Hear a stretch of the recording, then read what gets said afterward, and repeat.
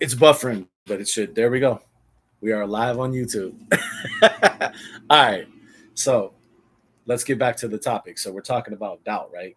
And we're talking about a few different subjects, but one of them is doubt.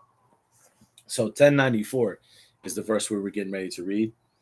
So what the question that was posed, I posed this particular question, but is in response to the original question. So the original question, someone asked me, have you ever in your journey of studying the Quran, have you ever doubted? Walaikum salam. And I said, yes, absolutely, and still do. And I think doubt is a very natural thing for human beings to experience. And I don't think that to be a spiritual person, you have to eradicate doubt. Um, I think that doubt is often presented in a bad way, but it's actually not a bad thing. It's a natural human thing. Then I said, is it possible that the Prophet Muhammad ever doubted? And that's why we went to this verse, 1094. Look what he tells him in 1094. He says, فَإِن كُنْتَ فِي شَكٍّ مِمَّا أَنزَلْنَا إِلَيْكَ فَاسْأَلِ الَّذِينَ يَقْرَؤُونَ الْكِتَابَ مِنْ قَبْلِكَ.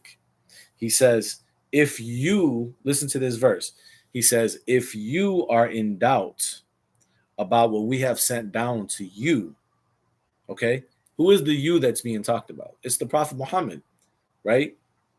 Of course, it's talking to all of us, right? Because all of us, the Quran is a message for all of us after the Prophet Muhammad. But I'm talking about when this is first revealed, the first person who gets this is who? Is the Prophet Muhammad, right?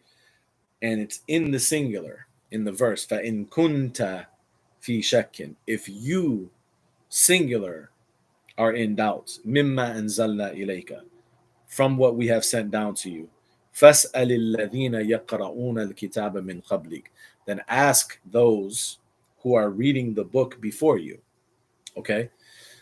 So, two things. Number one, if it wasn't possible for the Prophet Muhammad to have any doubt, why would he say, if you are in doubt? Follow me so far? If you are in doubt, right? Then this is what you do. فَاسْأَلِ الَّذِينَ يَقْرَؤُونَ الْكِتَابَ مِنْ قَبْلِكَ. Then ask those who are reading the book before you, right? Alhamdulillah, thank you. Iyak, I appreciate that. I appreciate. You said I'm appreciative, but I appreciate you. Um, so so that's number one. That here he's telling the Prophet Muhammad, if you are in doubt, this is what you do. You ask those who are reading the book before you. So here, to me, doubt is presented as something that could come about. Salam, alhamdulillah, nice seeing you too. That was someone on YouTube, by the way. For the people on TikTok that might be like, who is he talking to? I didn't see any comments come on the screen. Um, so so first of all, doubt is something that could come about naturally, like even for the Prophet Muhammad. If you are in doubt, he tells him. But then he also tells him what should be the response or what should be the process of dealing with that doubt. He says, if you are in doubt about what we have sent down to you, فَاسْأَلِ الَّذِينَ يَقْرَؤُونَ الْكِتَابَ مِنْ قَبْلِكَ. Then ask those who are reading the book before you. So, in other words, if you are in doubt, then what you should do is you should seek knowledge, right? Ask those who are reading the book before you represents seeking knowledge. So if you are in doubt, the way that you deal with that is you try to ask those who might have some knowledge, or you try to search in a place and do research in a place that you think might be able to clarify something for you, whether that's a book, whether that's a person that might be knowledgeable, whatever it might be, right? So, and then the end of the verse, let's read the end of the verse. He says, لَقَدْ جَاءَكَ الْحَقُّ مِنْ رَبِّكَ فَلَا تَكُونَنَّ مِنَ الْمُمْتَرِينَ. Okay? He says, there has come to you the truth from your Lord, so do not be amongst al-mumtareen. Okay, what I want to point out about this is I almost guarantee that they translate this as the truth is from your Lord, so do not be amongst those who doubt. Okay? But I want to point something out about that. Let me just make sure. Let me see if that's what they say. So 1094. Let's see how he translates it here. 1094. He says, and I'm gonna also mention that point or address that point that you said about being scared. I didn't miss that. I just wanted to finish this point. Yeah, he says, so be not of those who doubt. Right. So see, the problem with that is when you translate it to English, both words get translated as doubt, right? فَإِن كُنْتَ فِي شَكٍّ, if you are in doubt, then the end of the verse says فَلَا تَكُونَنَّ مِنَ الْمُمْتَرِينَ. So don't be of those who doubt. But what you notice is from the Arabic, you can even hear it, even if you don't know Arabic, you can hear it, that the two words are different. So even though they're both translated as doubt, they're not both the same words, right? So you have the word shak, which means doubt, and then he's telling him, don't be amongst al-mumtarin, not al-mushakkikin. He didn't say, don't be amongst those who are mushakkikin, have shak. He said, don't be amongst those who are mumtarin. So mumtarin is not exactly the same as shak. So we need to distinguish that, and we need to think more about why that's phrased like that. But for now, for the time being, I just want to point out that this verse I think is a very beautiful verse that addresses the idea and the concept of doubt from an Islamic standpoint, from a Quranic standpoint, that it is possible that we experience doubt, right? But in our experiencing of that doubt could be something that's motivational to inspire us to seek knowledge. And that's what it should do. So I actually think personally that doubt is a very useful thing as a human being, because when you doubt, that's something that's going to increase your knowledge.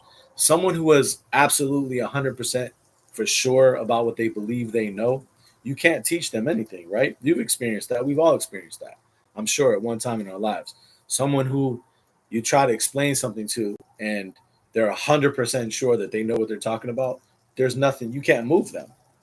Yeah, right. Without doubt, how we truly test it. That's another good point, right? So doubt is actually very useful in your journey in learning and seeking knowledge, because if you have doubt, then you know that I don't know everything. There's things that I could be missing. So it makes you be more open minded to other information that you might be missing. But if you don't have that, if you think you got it all figured out, then what's the purpose of learning anything new? So this verse is really beautiful. When he says here, فَإِن كُنْتَ فِي شَكٍّ مِمَّا أَنزَلْنَا إِلَيْكَ فقرأوا I'm sorry, فاسأل الذين يقرؤون الكتاب من قبلك. If you are in doubt about what we have sent down to you, then ask those who are reading the book before you. I love that comment, by the way. Uh, a student of life has all kinds of doubts for sure, and that's why my answer to the question, when they said, "Do you have you experienced doubts in your study of the Quran?" 100%, still experiencing now. That's one of the motivating factors of trying to learn and to study more, is I want to understand certain concepts in the Quran that might bring those things up in my mind and might bring those things up in other people's minds. Some things, wa alaikum salam wa rahmatullahi wa barakatuh. Whether or not we want to acknowledge it as Muslims, there are some things in the Quran that at first glance appear to be problematic, appear to be difficult to explain. That doesn't mean, understand what I'm saying, that doesn't mean in reality they are problematic, but I said appear to be, right? When you first read them, they strike you in a certain way and it makes you think like, man, what's going on here? It seems to be problematic. So that inspires you to seek knowledge and to learn and to understand, like, why might this be like this, right? So that's one point. And then another point about doubt I think is really important is that I feel like doubt keeps you about if oh that's a good question. If it is general knowledge, why does he talk about those who study, those who are reading the book? Um, the reason I said that it's general knowledge, you're right. If you look at the verse, the context of the verse, he's telling him to ask those who are reading the book. But the reason I said general knowledge is because for me personally, I'm deriving an overall lesson from it. So in the case of the Prophet Muhammad, it's talking about what was sent down to him, right? If you're in doubt about what was sent down to you, about what we sent down to you, then ask those who are reading the book before you, right? So Here it's specifically talking about his doubt about what was sent down to him. And it's saying, if you go and you ask those who are reading the book before you, then yeah, there is a connection between the two. Then they will help you to connect the pieces together and to not have doubt about what was sent down to you. So yes, it's talking about something specific, right? However, the general lesson, right? So we don't want to just, in my very humble opinion, when we read a verse from the Quran, we don't want to just like limit it to a certain time, a certain place, a certain situation. We want to derive general lessons from it that we can apply in our life. So if I'm thinking about what is the general lesson there, I think that the general lesson is when you have doubt, you're supposed to seek knowledge, because that's essentially like what it's telling him, right? It's telling him, if you're in doubt about what we sent down to you, then ask those who are reading the book, because these are people who would have knowledge. You follow my point? And even in Quranic sciences, they have a principle that a lot of scholars talk about. They say, al ibra, how do they say? It's been a long time since I thought about it. They say, العبرة بعموم اللفظ لا بخصوص السبب. العبرة بعموم اللفظ لا بخصوص السبب. That what you take into consideration when you study a verse from the Quran is you study the generality of the wording, not the specific cause of the verse. So, in other words, certain verses in the Quran, people will talk about it was sent down for this reason, it was sent down for that reason. And that may or may not be true, because there's a lot of doubt when it comes to that too. But assuming it is true, right? Um, the uh, this principle that's given in Quranic studies is really interesting. That the principle states that what we should take into consideration is not the specific cause of why it was revealed, but we should take into consideration the generality of the wording. So it's not exactly the same, but that's kind of along the lines of what I'm explaining or thinking about from this verse. That even though it's directed to the Prophet Muhammad and it's specifically about having doubt about what we sent down to you, to the Prophet Muhammad, and it's telling him, ask those who are reading the book, right? But the general ruling or the general lesson from it is, at least to me anyway, and Allah knows best, is if you have doubt, what you're supposed to do is you're supposed to try to seek knowledge, right? Yeah, Alhamdulillah. I'm glad you mentioned that point. I was getting ready to say something similar to that. Then I think I started responding to a comment and I went somewhere else. But yeah, that's another reason that I think that doubt is actually a good thing, not a bad thing, because doubt keeps you humble. You don't want to be, in my opinion, you don't want to be the person that feels like you know the ultimate truth about everything. Like you know the ultimate truth, in my opinion. You don't want to be that person, because that person, yeah, that person, you can't get through to that person. There's no leniency with that person. There's no give and take with that person. That person knows, in their mind, they know what it is, and that's that. There's nothing you're going to be able to tell them. And not necessarily everyone who feels like that does bad things. I'm not saying that, but generally, people who commit atrocities in the name of religion, I would say those people have that problem, that they feel that they know what it is, and there's nothing that you could tell them otherwise. And so, therefore, they feel like, I know that I'm right. So, therefore, all these other people are wrong, and therefore, I have the right to do X, Y, or Z to them. Yeah, that remind. Yeah, no, that's a good point. You said that. She said that reminds her of a teenager. Absolutely, because it is a very immature way of thinking. Like you think that you have it all figured out. Like there's nothing anyone else can tell you. So I think, yeah, no one is more confident than a teenager who doesn't know. Walaikum salam. What's up, LJ? Subhanallah, for sure. We are supposed to be students of knowledge for life, despite credentials earned. I totally agree. So So that's why I think like doubt is actually, in my opinion, is very healthy. Talking from personal experience, I stopped my prayers for a while because I had much doubt, although people were telling me I'm going to get punished and so forth for stopping prayers, for sure. But I went and got the knowledge I was seeking and strengthened my prayers. Alhamdulillah. So you had some doubt and you sought knowledge, and that helped you. Alhamdulillah. Um, I think that Allah created our minds the way that they are, and He knows how they function, and He knows that it's a natural,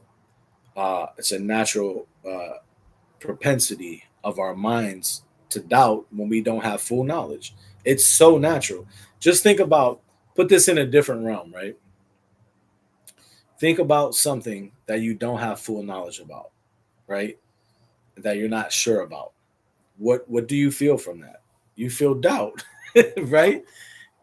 It's that simple, right? You don't have full knowledge about something, so you have some doubt about it, right? SubhanAllah. He said, I believe true confidence comes from the ability to humble ourselves when the truth comes. For sure. I agree. Right. So, like, that's such a natural mind frame to have, right? When you don't have full knowledge. And when we talk about things like Allah, when we talk about things like things that are unseen, when we talk about, all these things that as human beings, it's almost impossible for us to completely have understanding of. Wouldn't it be natural in those cases that we would experience some doubt because we don't have full understanding, we don't have full knowledge? I think that would be the most natural thing in the world, right? If you experience that on a daily basis when it comes to just average everyday things, right? The average thing that happens in your life that you don't have full knowledge, alhamdulillah, for sure. I'm glad you showed up. I'm glad you came. Thank you for coming. Right? So like the average thing in your life that you don't have full knowledge of, what's the thing that you feel from that? You feel doubt. Doubt is like a normal human feeling, right? Do you feel when you feel sad, when you feel confused? Um, yeah, for sure. I was gonna go to that verse soon, inshallah. Thank you for reminding me. But look, think about all the range of human emotions that you feel. You feel sadness, you feel anger, you feel confused sometimes, right? Normal things that happen, right? So why don't we think the same way about doubt? It's normal, right? It's a normal feeling, it's a normal thought because it could also be a feeling too because it makes you feel a little bit uncomfortable because we don't like uncertainty sometimes. As human beings, we want to be certain, right? SubhanAllah, yeah, for sure. A lot of self doubt. Yeah. So why do we automatically take that thing? We're okay with all these other regular human feelings. Confusion, anger, sadness. We understand that all these things are a normal part of the human experience and we accept them as such. But when it comes to doubt, we're like, oh God, no, I can't doubt anything. That's how your mind works. That's how you were created. That doesn't even make sense. So that's that's one thing, right? It's the natural propensity of the human mind. It keeps you motivated for seeking knowledge and it keeps you humble. I personally am grateful that I have the capacity to doubt because I feel like that's something that will allow me to continue to try to be tolerant of other people because I never get to the point now like earlier in my the beginning of my journey as being a Muslim. I might have been different. And I'll talk about that in a second. But now I never get to the point where I feel like what I'm saying about the Quran, uh, is like absolutely this is 100% right and no one else could have another opinion. I might hear something and I might even think it's wrong, but I try to be tolerant. Doesn't ADHD bring that right? No, that's no to that question. I try to be tolerant, keeping in mind that um, I never really know 100% sure that what I think about the Quran is the correct way to think about it, and I'm grateful for that. That's not a bad thing to me. That's a very beneficial thing to me. In fact, I don't know if LJ is still on the stream over here, but if you don't mind me using an example, LJ, using you as an example. So this brother that's on the stream on YouTube, or he was, I don't know if he left. Oh yeah, he's still there. I actually know that brother personally, and uh, I remember when he first became Muslim. And one of the things, we were talking about this exact subject actually, so it's really interesting. Uh, it's really interesting that he's on this stream. So he was struggling with this whole concept of like, I'm studying Islam and I want to, thinking about becoming Muslim, but I'm not 100% sure. And what I told him was because he was feeling this kind of this weight of doubt, because that's how it's presented usually religiously by religious people. So what I told him was, um, don't worry, you don't have to be 100% sure. And I quoted a verse to him from the Quran that says, "الَّذِينَ يَظُنُّونَ أَنَّهُمْ مُلَاقُو رَبِّهِمْ." Those who think they are going to meet their Lord. Those who think they are going to meet their Lord. Not they know for sure, they think they are going to meet their Lord. So I don't remember all the exact words of the conversation, but it was something like what we're talking about today, about how like you don't have to feel so pressured that you have to have everything figured out, because for our human minds that's not even really possible. That's why Allah tells us those who think that they're going to meet their Lord. And that was something that I remember from our conversations that kind of helped kind of put him over the edge of like making that decision that he wanted to be Muslim. You remember that? I don't know if you remember that, LJ, but I remember that he commented over here. He said, "Memory like an elephant." I remember the whole conversation. I remember where we were when we were having it too. Uh, we were standing right by that window. I remember exactly where we were. Um, but I always, wa alaikum salam. Inshallah, I have to look. I have to look back at my messages. Sorry if I'm a little delayed on that. My schedule has been a little bit all over the place.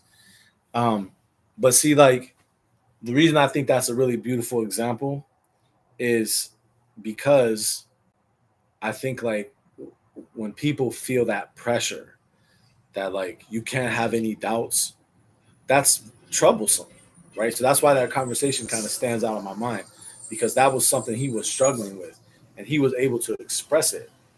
But not everyone expresses it because they've been made afraid to express it, because people speak about if you have doubt, and they make it seem like this really bad thing, this really scary thing. So people are afraid to admit if they have doubt. Just alhamdulillah, thankfully he wasn't afraid to admit that, and he was able to talk about it. So that's why that conversation is really relevant to me as far as for the subject we're talking about today, because I find this to be a very useful way of helping people work through the struggles that they're having, whether it's with Islam or the Quran or whatever it might be, is to help them to see that your doubt is very normal, and don't feel like you have to have everything figured out. No doubt. Right. um there was another point I was going to make about that. So another verse, and someone else mentioned this verse. So another verse I think is relevant to our discussion here is in chapter 17. So chapter 17, verse 36. Chapter 17, verse 36.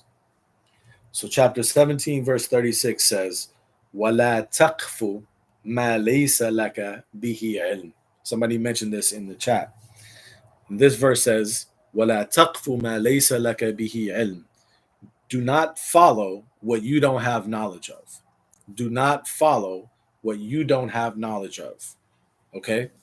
So, again, when it comes to this topic of doubt and knowledge, there are people who will present things to you and they will seem to be 100% sure about what they're saying. But in your mind, you're like, I don't know about that. But you're willing to place your trust in this person because they seem so sure about themselves. And that's something we have to be cautious about, because as human beings, we kind of naturally don't like uncertainty, right? They are the poets for sure. We kind of naturally don't like uncertainty. It makes us feel uncomfortable. So when we can find someone who seems to have it all figured out, that's comforting to us. So when we go to them and they're like, I'm having a problem with this, I'm having a problem with that, and they're like, no problem, just do this and it'll be fine. Just do that and it'll be fine. Or just this is this is the solution. Don't worry about it. Just if you just do this, this will be the right way. And that's comforting, right? Because this person seems to know what they're talking about. They seem to be very knowledgeable. They're very sure of themselves. So okay, yeah, I feel comfortable. It makes me feel comfortable, right? Yeah, no, for some people it doesn't always work, like you said, because all of us are different. So this is not, like you said, sometimes that makes you feel uncomfortable, like it's too good to be true. That's for sure. Um, so so these are just like general things. It's not necessarily saying every person is like that. But if you ever wonder, like psychologically, what attracts people to cult leaders, like why is it Wa alaikum salam wa rahmatullahi wa barakatuh. Like, why is it you can look at like certain cults and you're like, why would people follow that? I don't understand. Um, that's because, or one of the reasons. You beat me to it. I was going to that next. Inshallah, we'll talk about that in a second. But I think one of the psychological reasons for that is because it's comforting. It gives people certainty. It gives people predictability. Wa alaikum salam. All the things that people want, it gives people like a sense of control over their life because they know this certain path, right? And it's easier, a sense of belonging. And for some people, it's easier to like externalize their discomfort. What I mean by externalize their discomfort, let me explain what I mean by that. So when you don't know what to do, right? Um, Sometimes that doesn't feel comfortable. You feel like this confusion, you don't feel at ease, your mind feels restless. So that's uncomfortable. So sometimes people want to externalize their discomfort. Let me read this comment for those who aren't on YouTube. So he said, "Yeah, like you can just figure out yourself." Oh, it jumped up. Hey, salam! So many people are commenting. Hold on, I want everybody to hear the comments on both sides, so I'm trying to read them uh, cross platform. So I said, yeah, like you can just figure out yourself, but it's like some people have trouble to have patience to find out for themselves. So they ask a person of knowledge so they get out of that doubt. Right. They externalize their discomfort. They they put that burden on someone else. Right. It's like, oh, he said it's okay, so I'm good, right? Um it says someone would think like you're talking about it. Like, no, I got the laptop next to me streaming on YouTube, and I want to make sure that everybody's aware of the comments both ways. Salam, Afro Spear. So then someone else said, Yunus said, I felt that discomfort that shook my faith when I came across verse 434. That's the one that we talked about the other day, about the one that people use to justify wife beating. And a large majority of the YouTube Islamic community follow through with the beating interpretation. I could barely find anyone that gave me the truth of that verse. That's why you're a huge help for us all, brother. Thank you. I appreciate that. That's a good example. Is a verse like that is gonna like make you think like, oh man, that's in the Quran. Like, that's what the Quran is telling us to do. So there's gonna create some of that problematic doubt. But hopefully, inshallah, that will be something that inspires us to learn more. So Hannah said a lot of people put fear inside people for seeking knowledge, and this is a huge problem in Islam. I 100% agree with that too. That a lot of people will make you afraid to try to seek knowledge, right? So Asma said, would you say it could also be because of low self-esteem? Yeah, potentially. Yeah, I would say. I think there's probably not like just one reason. There's probably like a constellation of reasons, and for certain people, one reason might be more magnified than for another person. Wa alaikum salam. Alhamdulillah, yes, I did convert. Wa alaikum salam. So yeah, I agree. Like I think there could be possible different reasons and not just one reason, right? Um, but I think like we should ourselves be self-aware of the different psychological reasons that would draw us to certain leaders or certain people in authority, right? Um, so I converted from I was Catholic, and I'm American. No, I'm just a white guy from America. But my family is Italian. My if you trace my ethnicity. Um, hold on, I'm trying to read both. Sorry about that. Um, so Eunice said, "Would you mind asking about your own personal, or would you mind me asking about your own personal journey with the teachers you had? Did you experience that doubt with any of them?" Yes, that's actually. You knew I was Italian. Yeah. Um, so before I say talk about the Italian thing, so the comment that we're going to talk about next, and this is actually I was leading up to this. It says, "Would you mind asking? Would you mind me asking about your own personal journey with the teachers you had? Did you experience that doubt with any of them?" And the answer is yes. I'm going to talk about that in a second. But quick digression about my Italian roots. So my my grandparents on my mother's side are both full Italian. Um, their last name was, I always forget it because I don't think about it a lot because we don't use it. Walaikum salam. Here we go. SubhanAllah, that is interesting. SubhanAllah, thank you. So their last name was Tarquino. My great grandmother's name was Armenia Tarquino, and my great grandfather's name was Giovanni Tarquino. And no, I don't speak Italian though, so I'm not going to be able to answer any of that. Uh, and on my so that's my mother's side. They're both full blooded. On my father's side, my grandmother is full blooded Italian. No, wait, yeah, something like that. My grandmother's full blooded Italian, and my grandfather was half Italian, half Irish. Yeah, so that's the answer about my background, my ethnicity, just a little bit. I don't want to talk about that too much. Why did I convert? I talked about that earlier, but just briefly. I was really young.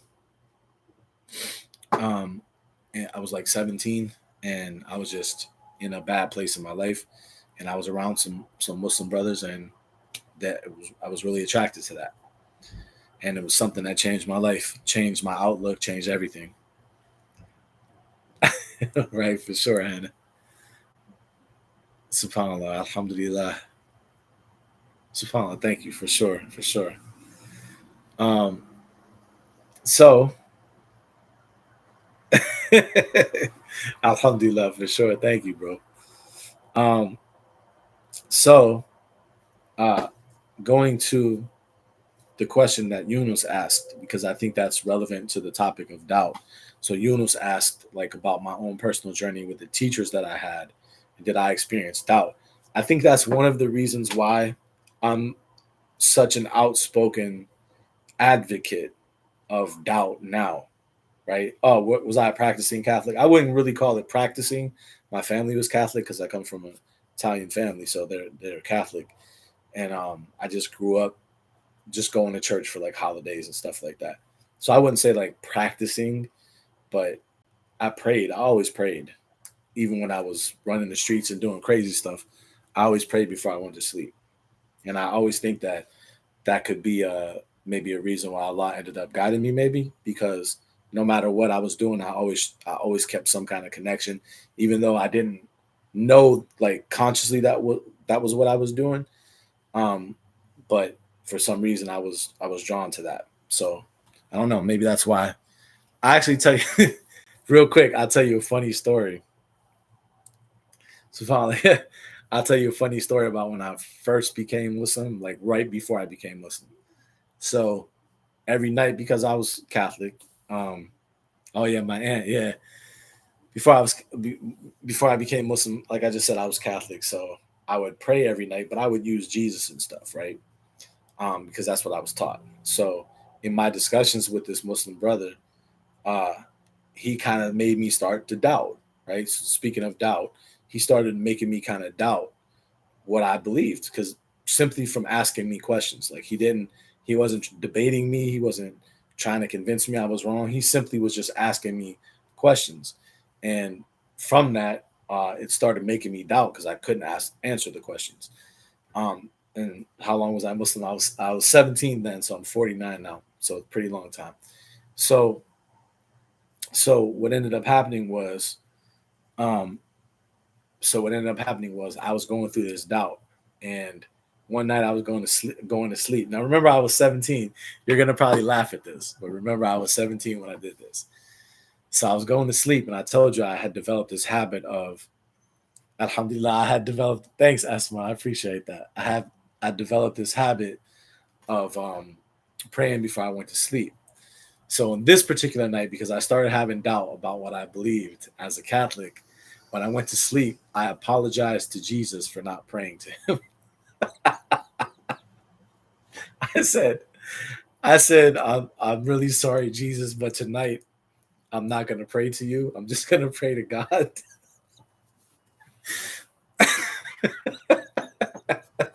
I didn't know any better. I was 17. Oh, man. Subhanallah, he said, Wa alaikum salam. Yunus said, if Italians were majority Muslim, we would have the most intense khutbas. They are super passionate about everything and anything. I agree. I agree. Yeah, it's funny. I agree. But you can see the Italian nature because of how I talk with my hands. I'm always doing this, right? I'm sorry, Jesus. I'm sorry, Jesus. I'm sorry. What are my thoughts on Sufism? I think we might save that for another talk. Because I can bring up a lot of other questions. I'll just give you a summary. Hopefully, it doesn't take us into a whole different direction. But I actually really like Sufism a lot. I'm not a Sufi personally. I don't ascribe to any particular group. I don't take on any name. I'm not biased towards any group. Like I don't follow any particular group. I try to. Oh, subhanallah, beautiful. I try to take knowledge from wherever it logically makes sense. That's what I try to do personally. That's what I said. Jesus, not today. Jesus, not today. Um, but I do find myself attracted to mysticism in general, and not just Sufi mysticism, but even Christian mysticism. Some people might not agree with that, but I like reading. I don't know if you're familiar with Meister Eckhart. So Meister Eckhart, I'm probably not saying his name right. Okay, Asma, inshallah. I'm probably not saying his name right, but he was a Christian mystic, and he had a lot of interesting perspectives on spirituality and God. You mean what is mysticism or Meister Eckhart? Meister Eckhart is a person. Um, but mysticism. So mysticism. Meister Eckhart is a person. He was a Christian mystic. Uh, yeah, Thomas Merton. Yeah, I forgot about him. Thank you. Thomas Merton is another one. Thank you, Eunice. But mysticism. Yeah. So mysticism. There's a lot of definitions of mysticism. I have this book actually. I don't know if I have it right here though. Do I have it right here? Where do I have it at? I feel like I was just reading it not too long ago. Give me 1 second. Don't leave, guys. Don't leave. I'm watching you. Come on. Don't leave. No, you're good. I'm you said dyslexic. I'm ADHD. Here it is. So I have this little book that I read from time to time. It's called Practical Mysticism. So so you asked about what is mysticism, right?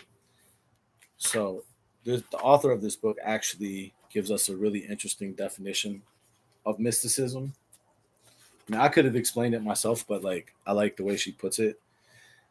She says her definition is she says mysticism, right? She says mysticism is the art of union with reality. Mysticism is the art of union with reality. The mystic is a person who has attained that union in greater or less degree, or who aims at and believes in such attainment. Okay? So mysticism is the art of union with reality. So you're trying to become one with reality. That's in general, that's at least her definition. Different people might define it differently, but in her definition, that's what mysticism is. But mysticism can also be described by the characteristics of mystics. So some of the characteristics of, inshallah, maybe we'll have a whole class on mysticism. I was actually thinking about doing a video on that. I just never got around to it. But another aspect of mysticism, why I'm attracted to that personally, is because mysticism is about your own, inshallah, is about your own personal experience with the divine. That's essentially what mysticism is about. It's about you having your own personal experience with the divine and not just going off of other people's experiences, right? Oh, subhanAllah, yeah, and alchemy too, right, for sure. And I think that's in summary, that ties back to the verse that we're reading, 1736, because it says, وَلَا تَقْفُ مَا لَيْسَ لَكَ بِهِ عِلْمٍ. Do not follow what you don't have knowledge of. That's in essence mysticism, because it's telling you to have your own experience with the divine, with Allah, with the world. Don't just follow things that you don't have knowledge of. Yunus said, I'm currently studying Ibn Arabi's teachings. I feel like you would definitely love his work. I do love his work. I have some essays I can send you or email if you haven't read any. Feel free to send them to me. I have read some of his work, but I would be more than willing to read those too. I actually love Ibn Arabi a lot, which is controversial to some people because some people really don't like Ibn Arabi, but I don't. I don't. If a person has beneficial insights and knowledge, like that's all I really care about. Like who they were attached to or what group they were, I don't really care about that. If they had something that's beneficial that could help me understand things better, that's what I'm into. Visibility is not clear. You're talking about on the stream. There's really not too much I can do about that. Unless I pull that down, maybe. Is that better? Um, yeah. So that's basically like in essence. So when you talk about mysticism, yeah, I like Ghazali's nice too. Um, so like when you talk about mysticism, people have like these preconceived notions of what you mean. You know, they think it's like I'm going to be like floating in the air. It's not even that deep. You know, it's actually really simple. It's your own personal experience with the divine. That's basically what mysticism is. You know, this is laughing at my interpretation of floating in the air. Like people think, oh man, I'm gonna be a mystic. I'm gonna be like, oh, I'm gonna be floating. Like, nah. Oh, you talking about? I thought he was talking about the light. Yeah, I didn't even catch that because the word mystery is connected to that. Yeah, thank you for that. Sorry, I completely missed what you said on that one. So, going back to the topic, right? Which I don't really think we went too far out of it because it relates to what we're saying. Because because the idea of doubt, of experiencing this doubt, is about having your own experience. That's what mysticism is, right? So allowing yourself, Alhamdulillah, wa alaikum salam, I'm glad you came. So allowing yourself that space to have some doubt so you can have your own experience. And so what Eunice was asking earlier was about my own personal experience with doubt and with the people that I learned from, and did I experience that? And I would say I 100% absolutely did. The problem is, here's the problem in my opinion, and this is why now I tend to be such a advocate for doubt. I'm an advocate for doubt. I really am. And why that is because I went through a lot of years where there were certain things that were taught to me and were said that this is part of Islam that I didn't really make sense to me and I had questions about, but I disregarded it because we were taught, like literally we were taught. And I'm not making this up. We were taught that you should suspect your mind. That's what we were taught. Literally, that's what was told to us. Suspect your mind, suspect your own thinking. And so you're taught to develop a distrust for your own thinking. And so, therefore, when you have doubts, you automatically start assuming you're a bad person or you don't have enough faith or there's something wrong with your mind because you're taught. Listen, if if you have a conflict with something in the Quran or something in Islam, you have a conflict with that and your own thinking, then it's your thinking that's wrong. There's nothing wrong with Islam. There's nothing wrong with the Quran. It's your thinking that's wrong. But I personally believe that is a very dangerous way to present it. Okay. And that's not saying at all that there's anything wrong with the Quran or Islam. I'm not saying that. But what I'm saying is you personally have to be sure of that. It doesn't matter if I'm sure or anyone else is sure. If there's something, according to this verse, do not follow what you don't have knowledge of. If you feel you're not sure about something, I would advise you don't follow it until you are sure, or at least until you're fairly like, even if we might not always be able to completely remove doubt. We talked about that. But like, if you're not sure to like a decent degree of probability, you don't have understanding. Yeah, Ibrahim, that's the next person we're going to go to, right? Then I would say, like, don't just be following stuff because someone said this is Islam. Because how many people have told us over the years that something was Islam, and then when you study it, it's not really Islam. It's a cultural interpretation, or it's an interpretation of a certain group, right? So there were a lot of years that I had doubts, and certain things didn't make sense to me, but because I was taught to not trust my own thinking, wa alaikum salam, salam, um, can doubt become dangerous? I don't, I don't think so, in my opinion. But that would be a whole different, like that's a whole different discussion of why I don't think so. But no, I don't think it. I don't think it's dangerous at all. I mean, I think if it's there is a such thing as pathological doubt, but that's when you're talking something more about like OCD, like obsessive compulsive disorder. That kind of doubt is something else. But I'm talking about doubt just in an intellectual sense. Because what is doubt in essence? What is doubt in essence? Doubt in essence is you don't know for sure that something is correct. You don't have the knowledge to know for sure that something is correct. Personally, I don't see how that could be dangerous. Just acknowledging that you don't know for sure. You get what I'm trying to say? I don't think you would do that anywhere else in your life if you didn't know for sure about something, right? You would accept that this is something I don't know for sure about. But when it comes to religion, we're made to think about it in a certain way. Um, that like, oh, if I don't know for sure about this or I have some doubt about it, um, I'm just a bad person or that's just wrong. So no, I don't think it's dangerous. I don't necessarily think like, so when it comes to like Allah, like you asked about Allah, Islam, the Quran, yeah, I don't necessarily, let me clarify more, right? I'm not necessarily saying you have to know something 100% in order for you to follow it, right? I'm not saying that. But what I am saying is, if you're following, like, let's use the Quran for example.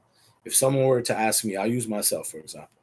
If someone were to ask me, and this will be controversial to some people, I'll admit that, but I'm gonna be authentic and I'm gonna be vulnerable, just to show you an example of what I mean.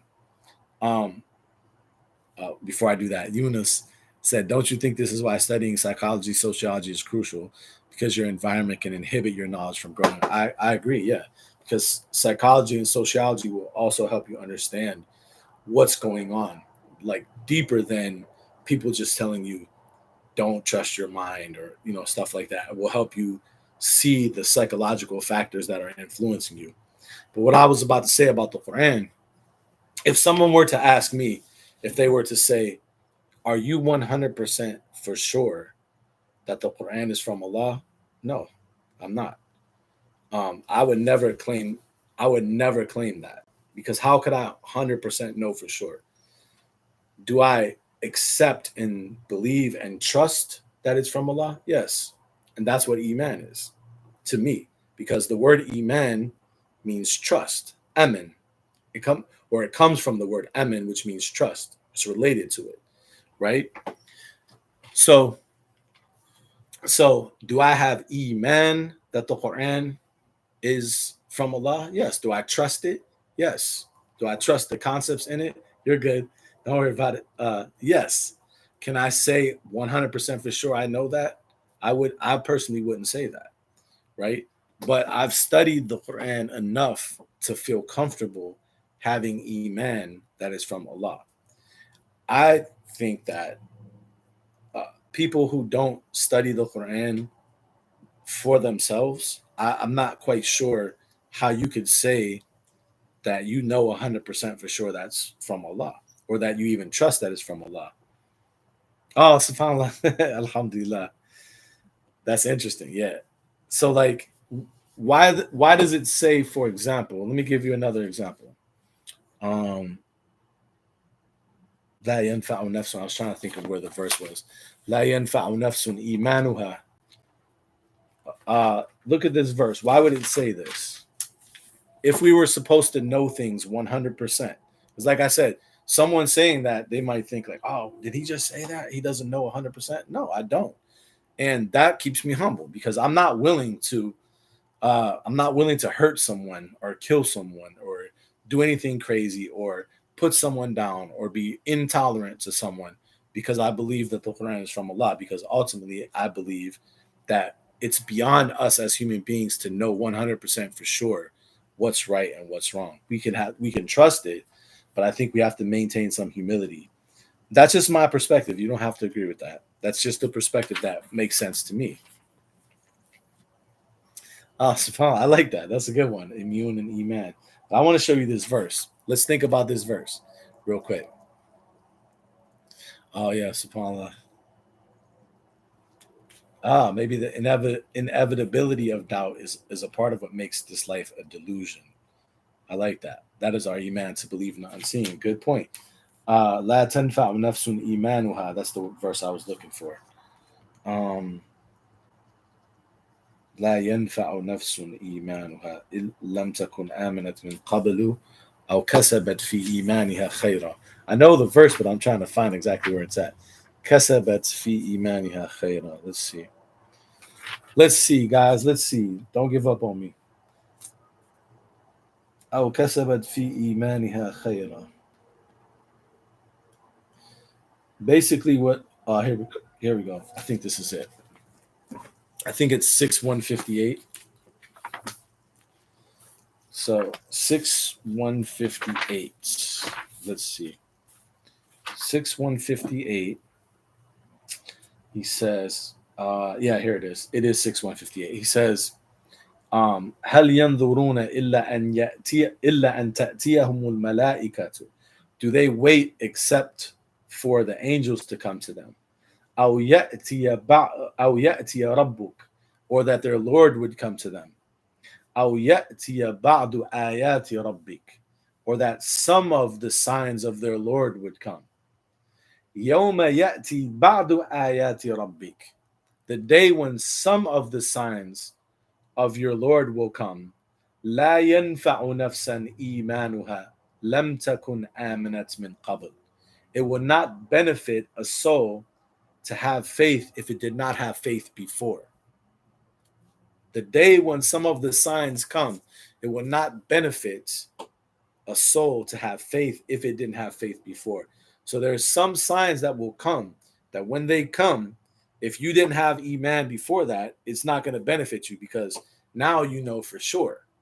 That's the point. That Iman, don't necessarily know 100% for sure, but you trust. You follow my point? You have trust. But the trust isn't just blind trust. وَلَا تَقْفُ مَا لَيْسَ لَكَ بِهِ عِلْمٍ. Don't follow what you don't have knowledge of. So it's not just blind trust. You study and you learn to the point where you come to, until you come to the point where you feel that, okay, this is something I can trust. This is a book I can trust, right? And then once you get to that point, then you trust it. But that doesn't necessarily mean you know for sure, because if you knew for sure, as this verse says, your Iman wouldn't benefit you. Because the day when some signs come, if a soul didn't have Iman before that, then it doesn't benefit. Because that's the point, is for you to study and to trust it, right? Yeah, like Musa, right? Think about it in terms of a relationship. I can give many examples of why this makes sense. at least to me, right? I can think about it in my relationship with my wife, right? Do I know my wife is at work right now? Do I know? Can I say I know 100% sure that's where she's at? She's not doing something else.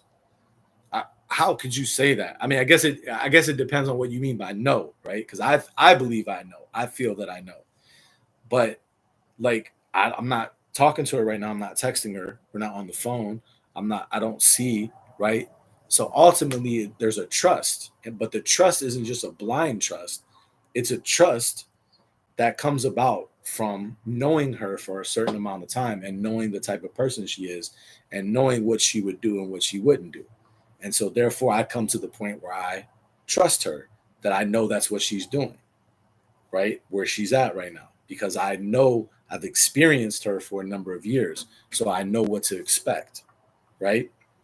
Now, if you knew her, right? Let's say she was a friend of yours and you just met her, you might not have that same feeling of trust because you haven't experienced enough with her to know what she would do and what she won't do, right?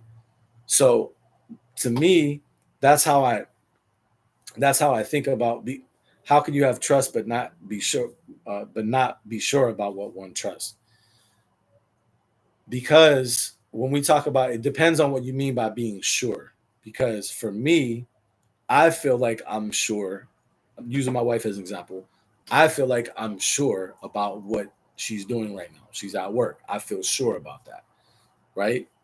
But if you mean by sure that you have certain knowledge that you can prove, like scientifically prove this, and you can see it in front of you, it's hard to be sure about a lot of things, right? But you feel sure because you trust that this is the case from your experience or from your knowledge about things.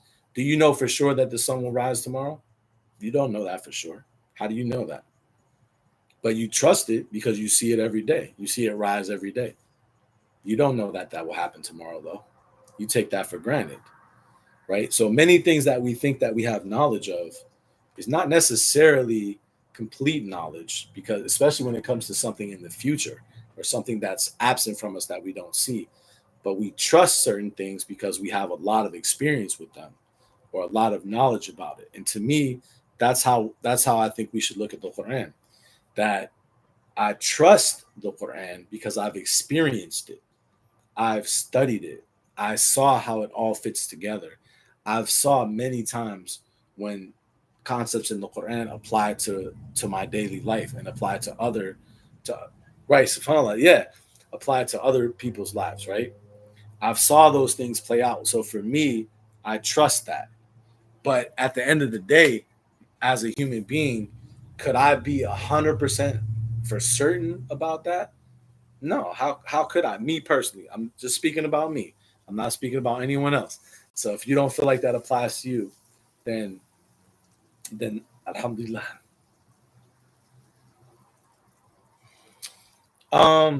Is Allah telling us to have blind trust when it comes to Musa and Khidr? That's a good question. I have to think about how to answer that, to be honest. Um, so I would say that some of what I'm saying personally comes from a general understanding of like Quranic verses, like the one that we started off reading. وَلَا تَقْفُ مَا لَيْسَ لَكَ بِهِ عِلْمٍ. Do not follow what you don't have knowledge of. Um, and the whole concept of Iman, the whole concept of Iman, it means trust, right? Um, when you say doesn't God say to put full trust in Him? I think another thing too is maybe confusing the concepts because of the English. So in English we translate tawakkul as trust, and we translate iman or amin could be thought of as trust. But tawakkul means like reliance upon Him. And then we have to talk about who is Allah. That's a whole different thing, right? I was mainly Ben has a twin, but don't trust my word. That's true. For sure.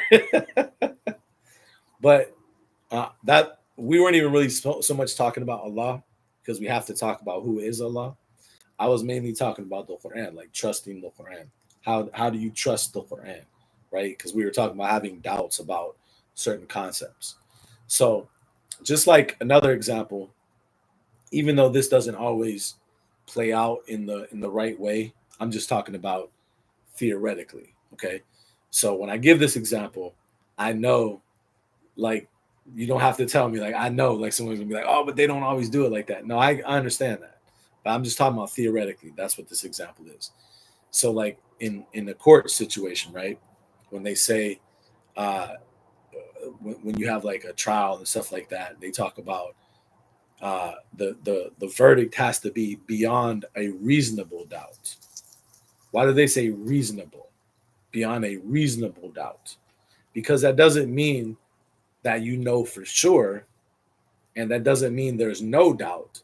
But reasonable means beyond a reasonable, like, there's doubt and then there's reasonable doubt, right? So you can bring any kind of doubt for anything, right? You can doubt anything, to be honest, right? But is the doubt reasonable? So that's kind of how I think about the Quran too. Is in our study of the Quran, we're not necessarily saying you're gonna be like 100% beyond any doubt at all, right? But we're talking about reasonable doubt. That's where we want to get to. We want to have an iman, have a trust that's reasonable beyond reasonable doubt, right? So here's another thing to think about. Let me share with you a couple other points about this subject. So when it comes to the word that's often translated as certainty, what's the word that's often translated as certainty? Who knows? Somebody tell me. And by the way, Jay-Z's first album, yeah, for sure. And by the way, I know I don't have to say this, yaqeen, right? These are just my reflections over years of like grappling with these concepts. These are these are the conclusions that I have come to that make sense to me. That doesn't necessarily mean it will all make sense to you or you it'd be all acceptable to you. It might not. And that's fine. But I'm just sharing with you my thought process about it and then take from that whatever seems to be good or to make sense. So I asked, what is the word for yaqeen?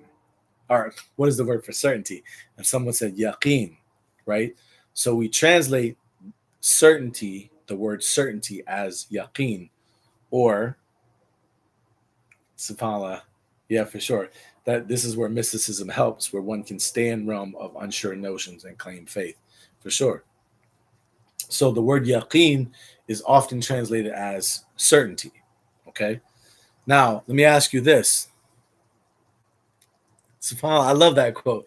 So Yunus gave us a quote from Khalil Gibran. He says, doubt is a pain too lonely to know that faith is his twin brother. I love that. That's beautiful. So the word for certainty is yaqeen. Now let me ask another question before I read these verses. And just answer, you can just answer yes or no, or however you want to answer it. But here's my question for whoever wants to answer.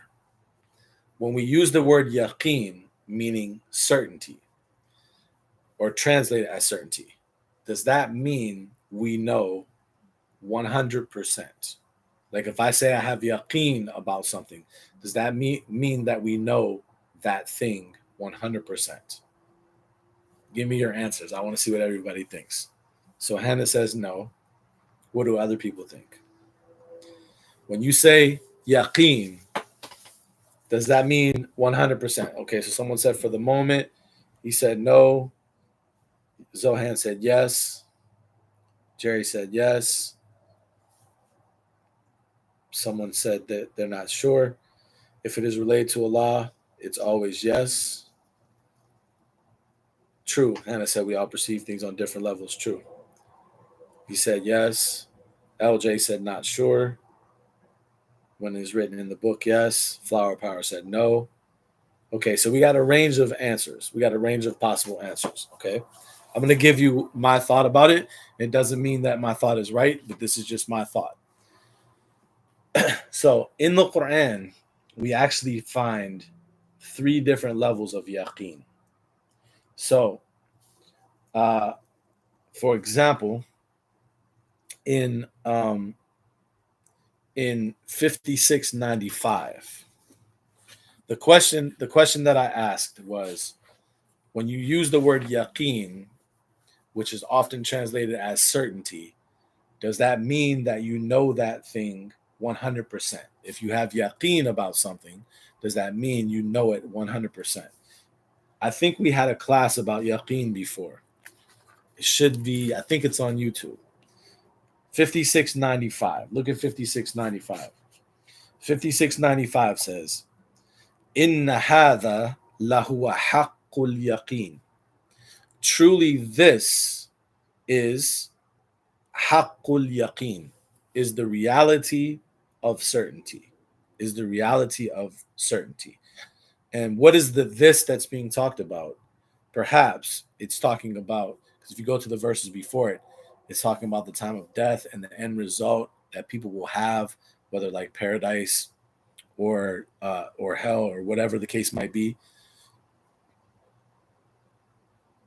The wrongdoers probably a dhalimin. Which verse are you talking about, LJ? Because I'm not. Oh, you may be talking about 92. Ad-dhalin. وَأَمَّا إِنْ كَانَ مِنَ الْمُكَذِّبِينَ الضَّالِينَ. As for if he's someone who is al-mukaththibin, the deniers, ad-dhalin, those who are astray. Maybe that's what you mean. I'm not 100% sure. So here in this verse, he says, haqqul yaqeen, the reality of certainty. Now, let's go to chapter 102. Chapter 102.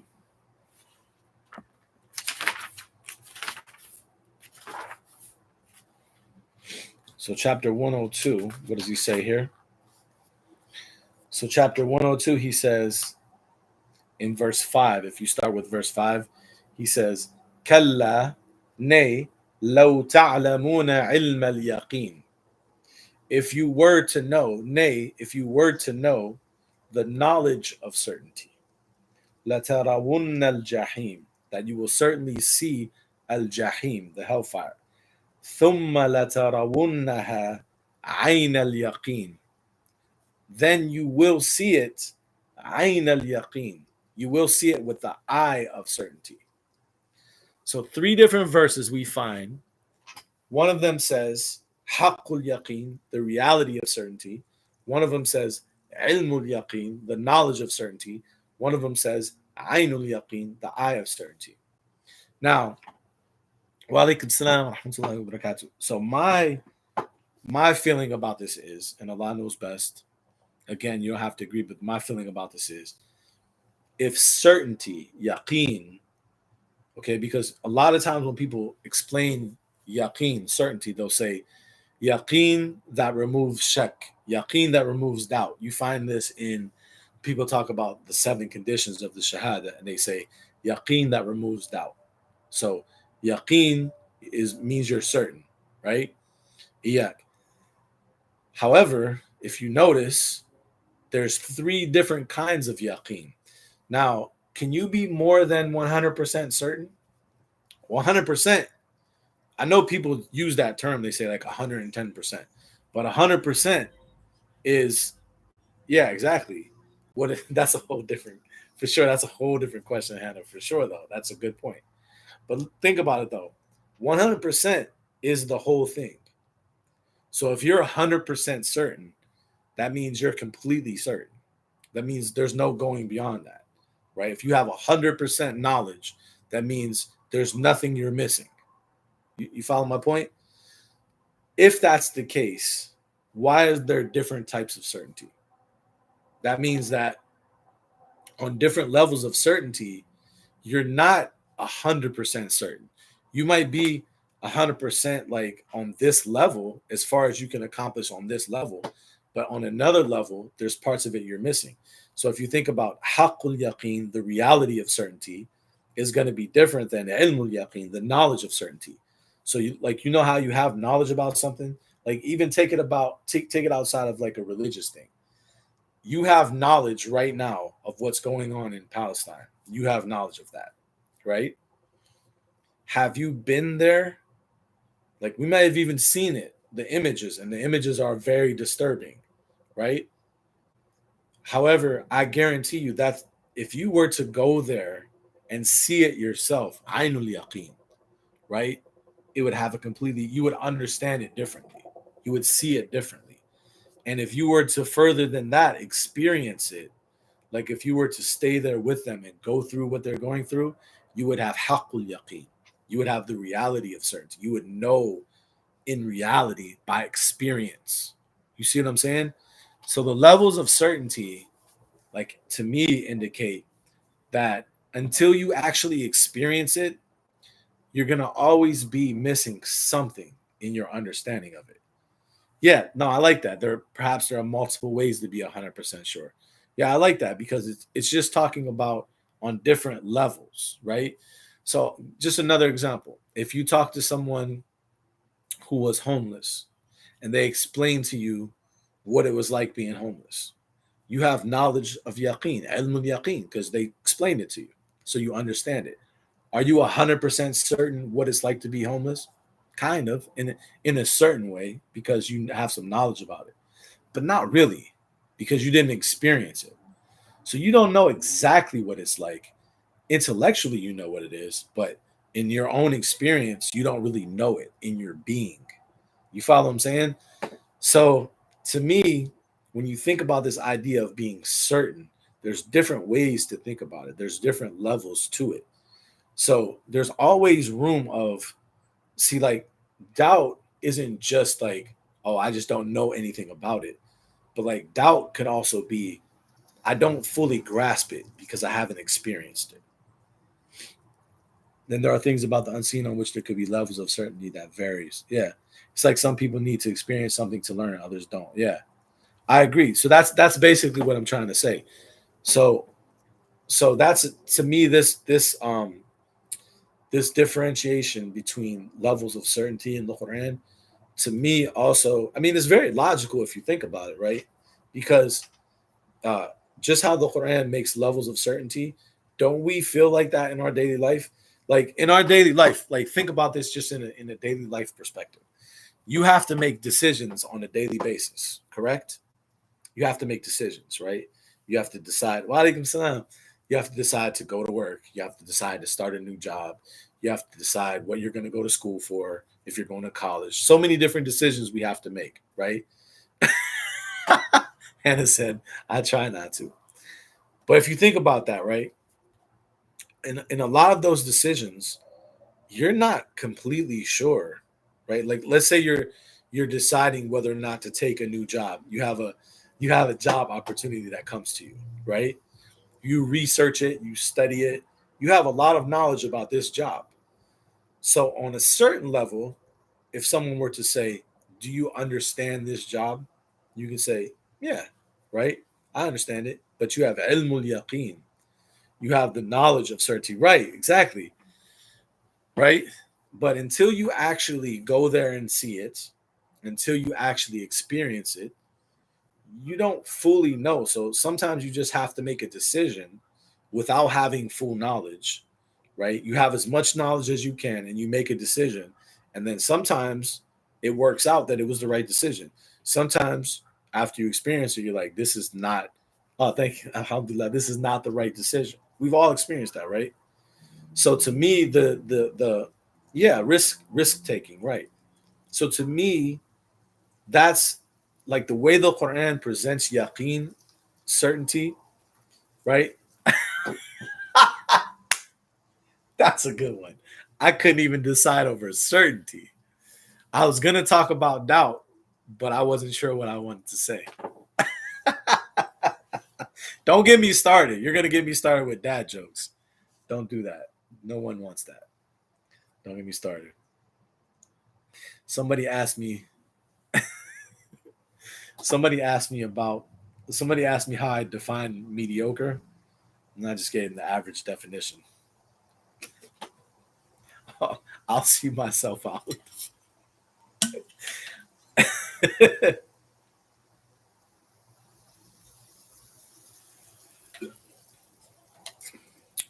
um, you said when it when it comes to a lot, doubt can be bad. I think, in my opinion, Allah is kind of like different in this subject. Like in the Quran, it mentions "Afillahi shak." Is there doubt about Allah? Like some of the messengers address their people by saying that "Afillahi shak." Is there doubt about Allah? Right? As if like this was something that is so clear that they were expressing like surprise or um, just like astonishment at the idea of doubting about Allah. But doubting about Allah is one thing, or not doubting about Allah is one thing. Not doubting about like the Quran, about the particular understanding of Islam that you're going to follow or that you follow, that's two different subjects to me. Those are different subjects because it comes back to, in my opinion, because um, it comes back to what is Allah? How do we define Allah? Right? So let me give you an example.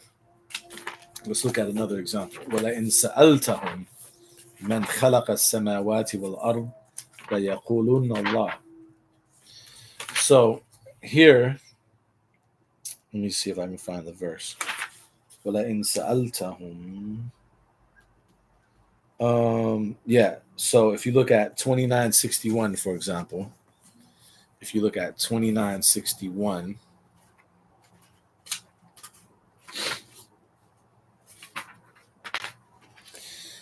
so in 2961, he says, وَلَئِنْ سَأَلْتَهُمْ مَنْ خَلَقَ السَّمَاوَاتِ وَالْأَرْضِ.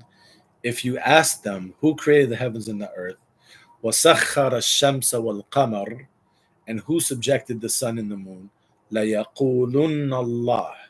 They will certainly say Allah. Okay? So I want before I share with you my conclusion, I want to share with you another verse first. There's actually a few of them. 63 too. Yeah, it's the next verse, or not the very next one, the one after 2963.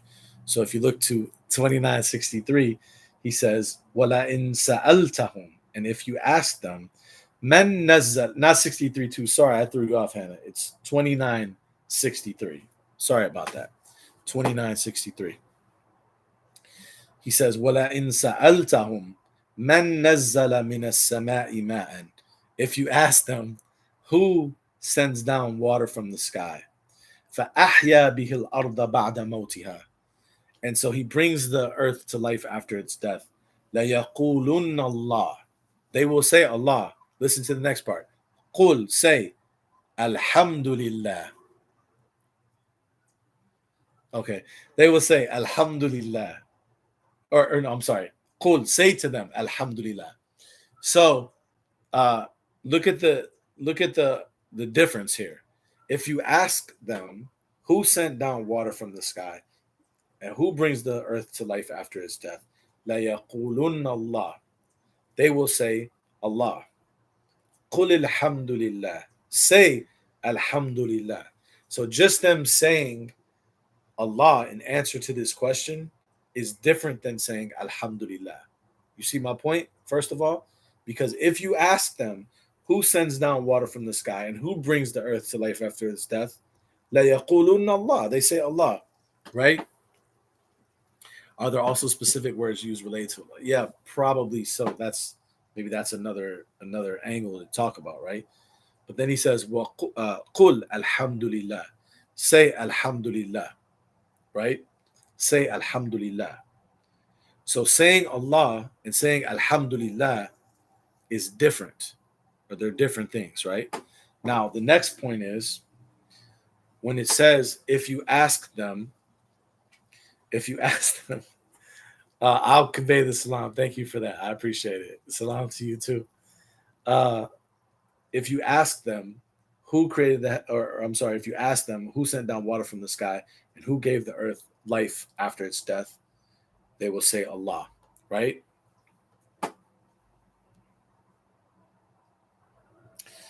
They will say Allah, right? So now let me ask you this. This is a very interesting point, I think.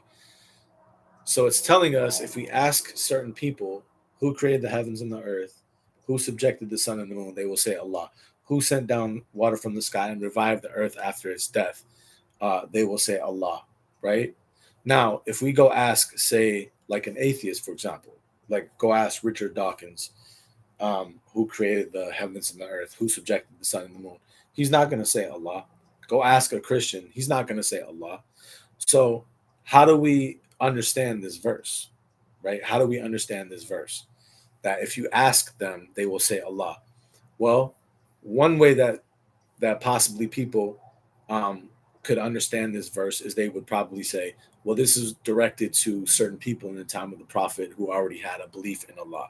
So that's one way that people could understand it, right? But for me, I can see a different way of understanding it too. So another way to understand this verse to me is, what does Allah represent, right? What Allah represents to me is Allah represents the system of laws that govern the universe, like the intelligence behind everything, the laws of cause and effect. That's why sometimes, I know this is maybe a philosophical way of thinking about it, and it's just an analogy, right? So I'm not saying like this is what it is, but this is just an analogy for how I think about like this verse and how this relates to Allah. So I think of Allah as something like the algorithm of the universe, right? So you know, like how an algorithm is set up, right? So an algorithm is a set of like rules. That's what an algorithm basically is. It's a set of rules. It's a procedure of accomplishing something. Algorithms aren't just in reference to computers. A lot of people think that algorithms existed before computers. It's a procedure to accomplish something, basically.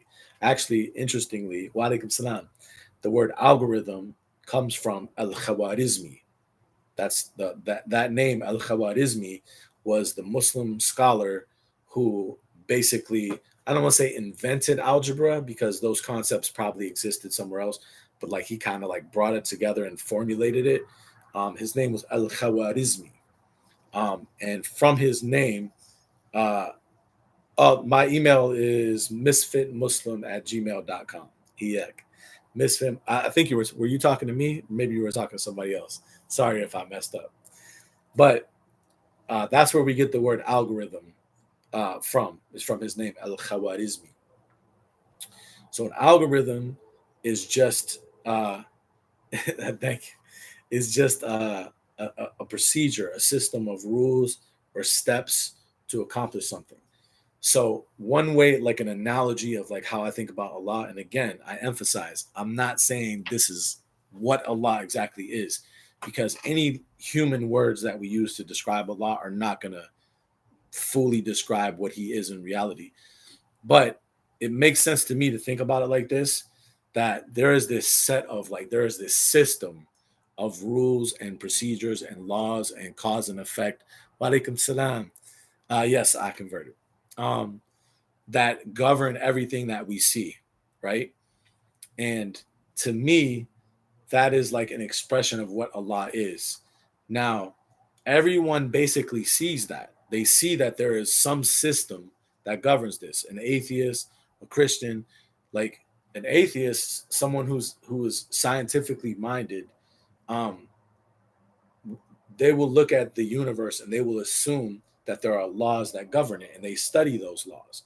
The difference is they don't attribute intelligence to those laws. They don't say that those laws come from an intelligence. They explain it in a different way, but they recognize the system. They see the law. So that's how I understand this verse. If you ask them who created the heavens and the earth and who subjected the sun and the moon, they will say Allah, meaning they will acknowledge the system. They will acknowledge that there is a system. And that's why in the other verse, when he says, if you ask them who sends down water from the sky and revives the earth after its death, they will say Allah. But then he says, Qul alhamdulillah. But don't just stop there. Don't just recognize the system. Say Alhamdulillah. Take it a step further, right?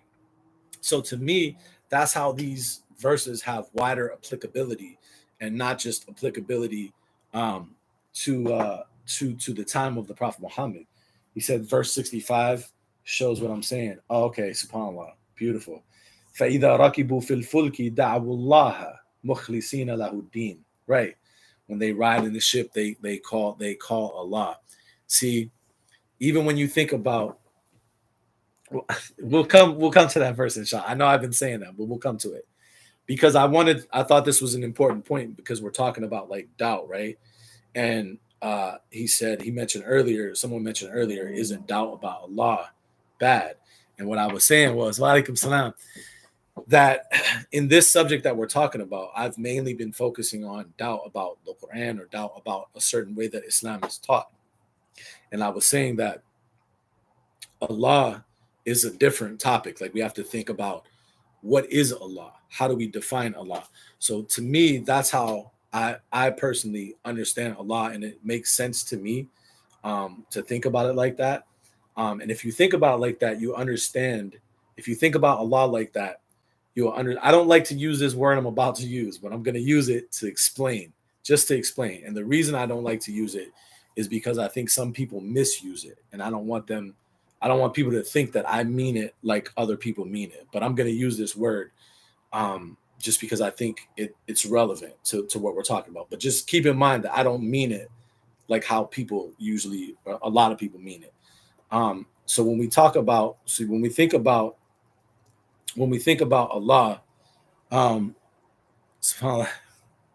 yeah, that's a good question. So he said, I like the algorithm perspective. He said, are there patterns we observe that give us less doubt? That's a good question. Let me come back to that. Let me finish this point I was about to make. So the word that I'm talking about is manifestation. So I don't personally like to use that because it's become very like new agey, and like a lot of people talk about it in like almost like this magical way. Like all you have to do is just think about something and it'll happen or whatever. Um, but I'll use it restrictedly, cautiously in this context, because if you think about Allah and you use the analogy of an algorithm, right? Allah being like this universal algorithm, manifestation makes a lot of sense. And let me in that from that perspective, let me explain why. Think about the algorithm on TikTok, right? So on TikTok, if I go through videos and let's say I like a video or I follow someone or I save a video or I share a video, what's going to happen? The algorithm, what is the algorithm? It's just a set of rules and it's a procedure. And part of these rules is that it's programmed to notice what you like. So when you like something or you watch a video or whatever the case might be, it's programmed to send you more of that thing. That's the rule. This person likes it, give them more of that. So if you started a brand new account from scratch and you started liking I'm going to use a really stupid example because I was trying not to be too specific. You just started liking Muslim clowns. I don't know if that's even such a thing. Let's say you just started liking Muslim clowns, brand new account. I guarantee you what you're going to start getting fed is videos about Muslim clowns. And then it's going to branch out from there. You might get videos about insane clown posse. Who knows? It's going to start connecting that, right? That's how the algorithm works. So if you think about Allah in that sense, and the universe in that sense, like Allah is this universal algorithm, that's how manifestation works, right? Eunice said, I'm wondering what image came to you. I don't know what made me think about that. Came to your mind when you thought of that. I don't know. I don't even know what made me think about that. But that's to me how manifestation works. It's like I don't know about yoga boxing classes because my schedule changed, but if you think about it like that, right? That's how the universe works to me. And that's how Allah works. Like the universe is an algorithm. And what you choose, so in the same way that you can like something on TikTok and get fed more of that thing, when you like something in life, the universe slash Allah is going to send you more of that thing. You're going to start to notice more of that thing. If you start paying more attention to something, you're going to start noticing it more. Right, Joel? I like that. Um, yeah, exactly. So you get my point. Yeah, exactly, Hannah. You get my point. So to me, that makes a lot of sense. As far as like this whole idea of manifestation, it's nothing magical. That's just how this universal algorithm works. That whatever you choose, whatever you like, share, repost in your life. So even reposting something, right? How do you repost how do you repost in life? By repeating it, right? Someone tells you something and you share it with someone else, you reposted it. And so now you created a situation in your life where you can possibly get more of that thing, because that person is going to give you feedback. They might tell it to someone else. It's going to create a conversation the next time you see them. And if nothing else, it's going to keep that in your consciousness, right? So you draw on that more. If it's something bad, you're going to draw bad vibes into your life. If it's something good, you're going to draw good vibes into your life. But that's all because of your choices. That's what an algorithm is. Like, there's this system of rules and it functions according to your choices. So to me, that's the way that I think about Allah. So when the messenger said, when they said, do you think that's how trauma manifests? Also, possibly, yeah, because trauma is part of that.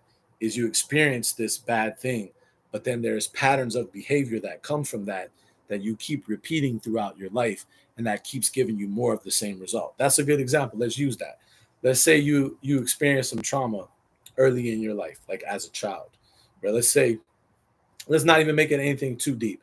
Let's just say you have a rough relationship with your father, right? Let's say your father was very authoritative, for example. Let's say that, right? And now that you were a child, and now you go through the rest of your life, and you have trouble getting close to male figures in your life, whether you're a man or a woman, but you have trouble connecting and bonding with male figures. Why? Because you had this bad experience as a child with the predominant male figure who was your father. Like, that's possible to happen. So that's a pattern that you can carry with you throughout your life. And then what happens is, because you're continually playing out that pattern, then you continually draw more into your life that particular thing. You have distant relationships with male figures, and then you say, I don't know why, I get along fine with women, but like dudes, man, I don't get along with dudes at all. Well, there's nothing magical about it. It's the choices that you're making, right? You're creating these relationships, and it comes from this initial trauma. So there's rules and laws and systems of cause and effect. That's like an algorithm. And to me, that's how I think about Allah. Like, Allah is the intelligence behind that. And that's something that everyone recognizes. So when the messenger said, Afillahi shak, is there doubt about Allah? Meaning, do you doubt that there is a system in place?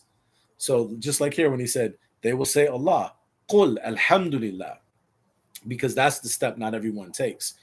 Everyone pretty much recognizes that there's a system of cause and effect in place, but not everyone takes the step of saying Alhamdulillah, that everything belongs to Allah, and recognizing that He is deserving of praise for that, and recognizing that there's an intelligence behind it, right? So, speaking about doubt with Allah and doubt with other things, I think are not exactly the same topic. Um, so that's another point that I wanted to share. So then the other verse that's interesting about this topic too is found in chapter 2. So in chapter 2, verse 260, this is what someone in the chat was asking about talking or about analyzing. Yeah, I couldn't remember who it was. Yeah, it was you. He said, "Yay!" 260, chapter 2, verse 260. So this is a very interesting example. Alhamdulillah. Yeah, I told you I was going to get to it. So let's talk about this verse. This is a really interesting example. So this verse says, وَإِذْ قَالَ إِبْرَاهِيمُ رَبِّي. Okay, see you later. وَإِذْ قَالَ إِبْرَاهِيمُ رَبِّي أَرِنِي كَيْفَ تُحْيِي الْمَوْتَى. No, that's okay. And when Ibrahim said, my Lord, show me how you give life to the dead. So number one, he is telling Allah, not asking, telling Allah, arini, show me how you give life to the dead. Wa alaikum salam. Right? So first of all, the first point, how is it that we feel bad when we have these kinds of questions? When Ibrahim himself is directing this to Allah and saying, show me how you give life to the dead. Then the verse continues, Qala awalam tu'min. He asks Ibrahim, do you not believe? But the word is tu'min, meaning, do you not have iman? Do you not have faith? But iman, remember we said, is related to the word aman, meaning trust. So do you not trust? What did Ibrahim say? Qala bala. He said, certainly. Walakin liyatma'inna qalbi. Certainly, but I want my heart to feel at rest. I want my heart to feel tranquil. Right? So, I mean, it's pretty clear, right? That his heart didn't feel tuma'nina. It didn't feel tranquility, even though he had iman. So from that verse, yeah, exactly. We have iman, we trust it, but sometimes we need reassurance. So just because you read a verse from the Qur'an, for example, and it doesn't sit right with you, it disturbs you in some kind of way. That doesn't mean you don't have iman. Just like the example of Ibrahim, you have iman, but you want tuma'nina. You want to feel reassured. You want to feel tranquil with it. So sometimes we read certain things, and because we don't know exactly how to interpret it, we don't feel that. We don't feel tranquil with it. And there's nothing wrong with that. That's why Ibrahim went to Allah. He felt this lack of tranquility in his iman, and he went to Allah and he asked Allah, Arini kayfa tuhyil mauta. Show me. I want to see how you give life to the dead. Notice, we're going to analyze this on a couple different levels. Notice that he didn't ask Allah, show me that you give life to the dead. Listen to the wording very carefully. He didn't say, show me that you give life to the dead. It doesn't say, arini annaka tuhyil mauta. He didn't say, show me that you give life to the dead. So what's that saying? He's not saying he doesn't give life to the dead, right? He said, arini kayfa tuhyil mauta. Show me how. How? Yeah, because I have iman. I trust that you do. I just don't get it. I want to see how you do it. You follow my point? So he wanted to see how, so he can feel more tranquil because, man, I trust that you do it. But man, that's so hard to wrap my mind around that. It's disturbing me. Can you just show me how you do that? Right? He didn't say that. He said how. And as a proof, yes, subhanAllah, as a proof that he had some doubt. Let's go back a couple verses, because what is it that made Ibrahim even ask this question? That's another thing we want to think about. Why did Ibrahim even ask this question? If you go back a couple verses, but before we do, give me 1 second. I'm gonna plug my phone in because it's dying. Give me 1 second, guys. 1 second, guys. Because I want to finish this point. And with the lives drain your battery so much. I've been at this point before. I'm at 11% now, and I've been at this point before, and then it just completely dropped. It went from like 10%, and the whole thing just shut off. So the lives really drain your battery a lot. Okay, we're good now though. It's a little crooked. Let me see if I can find something to set it on so I can straighten it out. Yeah, that is true. You're right about that. I tried to charge it a lot before we started. Okay, so let's do that. Okay, cool. And we have been going a little bit longer than our usual hour, but I wanted to do that because we haven't been as consistent recently because of my schedule. So I wanted to try to take advantage of the time where we have it. And I still want to be consistent. So that doesn't mean we're not going to like do it tomorrow or something like that. But I want to take advantage of the time where we have it, inshallah. So Let's look at this. 260, Ibrahim asks, show me how you give life to the dead, right? Now, why did he ask that? What is the context of that? Alhamdulillah. What is the context of that? If you go back to 258, go back just two verses back to 258. Look at verse 258 and look at what the context is. In verse 258, alhamdulillah, for sure, for sure. In I appreciate you guys staying for this amount of time. Thank you. It means a lot to me too, because this is also beneficial for me. So in 258, look at what's said in 258. Look at the context. In 258, he's having a discussion with someone about life and death. Alam tara, do you not see, or have you not looked? Ila alladhi haja Ibrahim fi rabbih. Have you not looked to, or do you not see the one that argued with Ibrahim about his Lord? And atahu Allahul mulk, because Allah gave him dominion. إذ قال إبراهيم, when Ibrahim said, ربي الذي يحيي ويميت. Ibrahim said, my Lord is the one who gives life and causes death. Right? So he's talking to this person about life and death. Right? He says, my Lord gives life and causes death. قال أنا أحيي وأميت.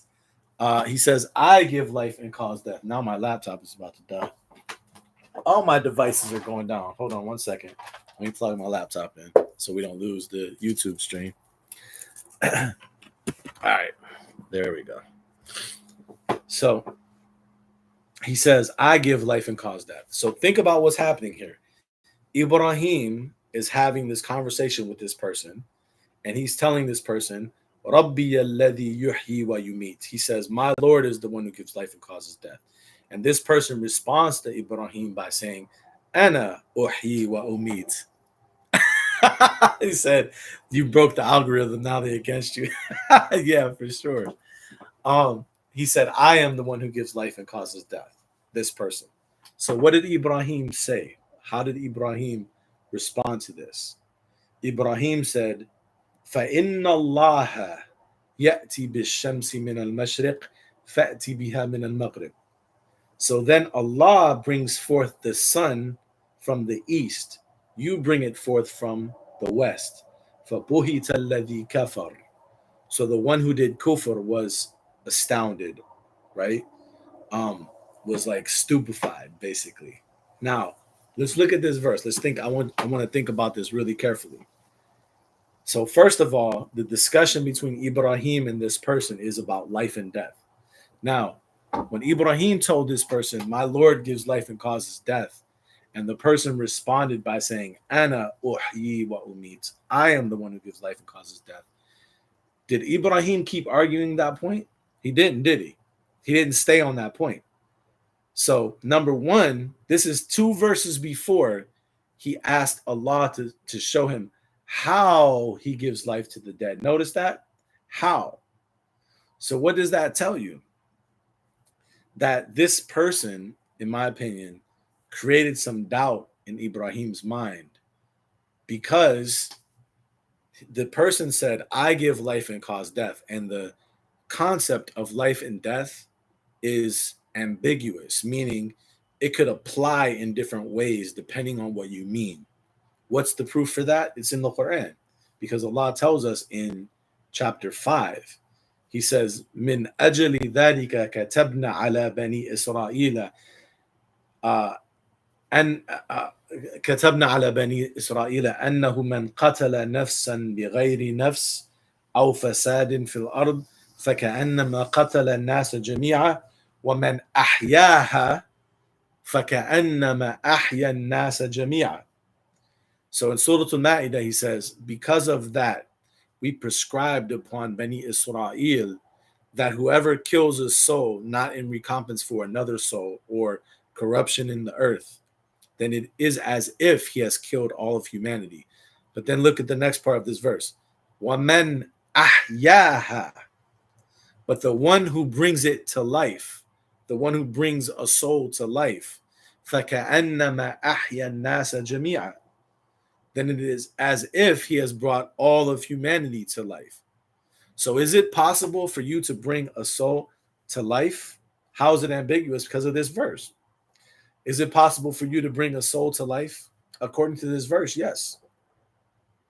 وَمَنْ أَحْيَاهَا, whoever brings a soul to life, then it is as if he has brought all of humanity to life. So it's possible for you to bring a soul to life, but not like Allah does. You can't bring a soul to life like Allah does. So it has to mean something different. You get what I'm saying? So meaning bringing a soul to life has different meanings depending on what you're talking about, right? Help me out, help you. What I mean by that is what help me to see what part is being misunderstood, and then I'll try to explain it better. Right? So he said it's kind of like the way you strengthen our faith through your teaching. You give. Oh yeah, that's my point. Like, so like when you talk about life and death, they like exist on different levels, right? So like when Allah talks about, for example, the person that was dead and he gave him life, right? I think I see what you're saying. But how does, yeah, but if you look at that verse really carefully, let me give you the exact verse so you can look at it. When you look at this verse very carefully, this is in chapter 5, verse 32. So in chapter 5, verse 32, he says, وَمَنْ أَحْيَاهَا, whoever brings it to life. You follow me so far? Whoever brings it to life. فَكَأَنَّمَا أَحْيَا النَّاسَ جَمِيعًا. It's as if he brought all of humanity to life. So do you see like how that applies to all people? Is that clear? Like maybe if you look at, I wanted to give you the verse so you can look at it yourself. Maybe it'll help you see it if you can see it yourself, right? But it's talking about all people. Men ahyaha, whoever brings it to life. You follow what I'm saying? So it's possible, and you mentioned about birth. That could be too. That could be a form of bringing something to life. You give birth. That could be a form. But bringing to life could be spiritual too, right? Because he says, أَوَمَنْ كَانَ مَيْتًا فَأَحْيَيْنَاهُ وَجَعَلْنَا لَهُ نُورًا يَمْشِي بِهِ فِي النَّاسِ. Is then the one who was dead and we gave him life and we made for him a light by which he walks amongst people. So he talks about someone who was dead and he brought him to life and he gave him a light that he walks amongst people. What does he mean he was dead? Yeah, you see what I mean? What does he mean he was dead and he brought him to life? It doesn't mean, and he walks, he says, Yamshi bihi finnas. He walks with the light amongst people. It doesn't mean he's a zombie, right? It doesn't mean like he was physically dead. Yeah, exactly. By Iman. It doesn't mean he was physically dead and he brought him to life and now he's a zombie walking amongst people. It means he was spiritually dead and he brought him to life by Iman, like you said, and he gave him a light by which he walks amongst people. Right? So life and death, yeah, see, life and death, when you look at it Quranically, is not always the same. That's why I said it's ambiguous, meaning it doesn't always have the same meaning in every context. Sometimes it could mean spiritual. Sometimes it could refer to what we do with people. We bring people to life by maybe giving birth, by teaching them things, by saving them from situations that might take their life. We can bring people to life. Allah told us that. Man ahyaha, right? Whoever brings it to life. فَكَأَنَّمَا أَحْيَا النَّاسَ جَمِيعًا. Then it's as if he brought all of humanity to life. So that's why, let's go back to chapter 2. See how specific the Quran is? See how meticulous the Quran is in its wording? Look at what Ibrahim asked Allah. Arini kayfa tuhyil mauta. How you give life to the dead. Because there's multiple ways of giving life, right? We looked at different verses. There's different ways that life can be given. It can be given spiritually, it can be given physically. So he said, show me how you give life to the dead. Because this person that he talked to in 258, he said, Ana uhyi wa umit. I give life and cause death. And Ibrahim didn't continue to argue about that because perhaps, at least Allah knows best, Ibrahim realizes that it's not completely clear. He had some doubt about it. Like, I don't know how to argue this point because, in a way, he does give life and cause death. So I don't know how exactly to continue arguing this point. So he switched the argument and then later asked Allah, right? He switched the argument. He said, قال إبراهيم فإن الله يأتي بالشمس من المشرق فأتي بها من المغرب. He said, okay. فإن الله. So forget about that for a second. Then answer me this question. Allah brings the sun from the east, you bring it from the west. Now look at something here. Look at something really interesting. Ibrahim started off his discussion by referring to Allah as his Lord. He said, إذ قال إبراهيم ربي ربي الذي يحيي ويميت. When Ibrahim said, my Lord is the one who gives life and causes death. But after the man said, أنا أحيي وأميت, he said, I am the one who gives life and causes death. Ibrahim, yeah, subhanAllah. Before I finish this point, that's a good point you said about the response was about the 4 birds. I have a video on YouTube where I talked about that because we had a class about that. We studied that in our live stream for like 5 days. And then I summarized it in a video. I think it's an 18-minute video on my YouTube channel. And I talked specifically about why did he talk about these 4 birds. So, and I'm not saying that's the only answer, but that could give some insight. So, but look at this. Yeah, inshallah. I think it's in the playlist actually. Now I think about it, there's a playlist which is an analysis of chapter 2 verse 260. Eunice over here, he said I had to watch that video 4 times.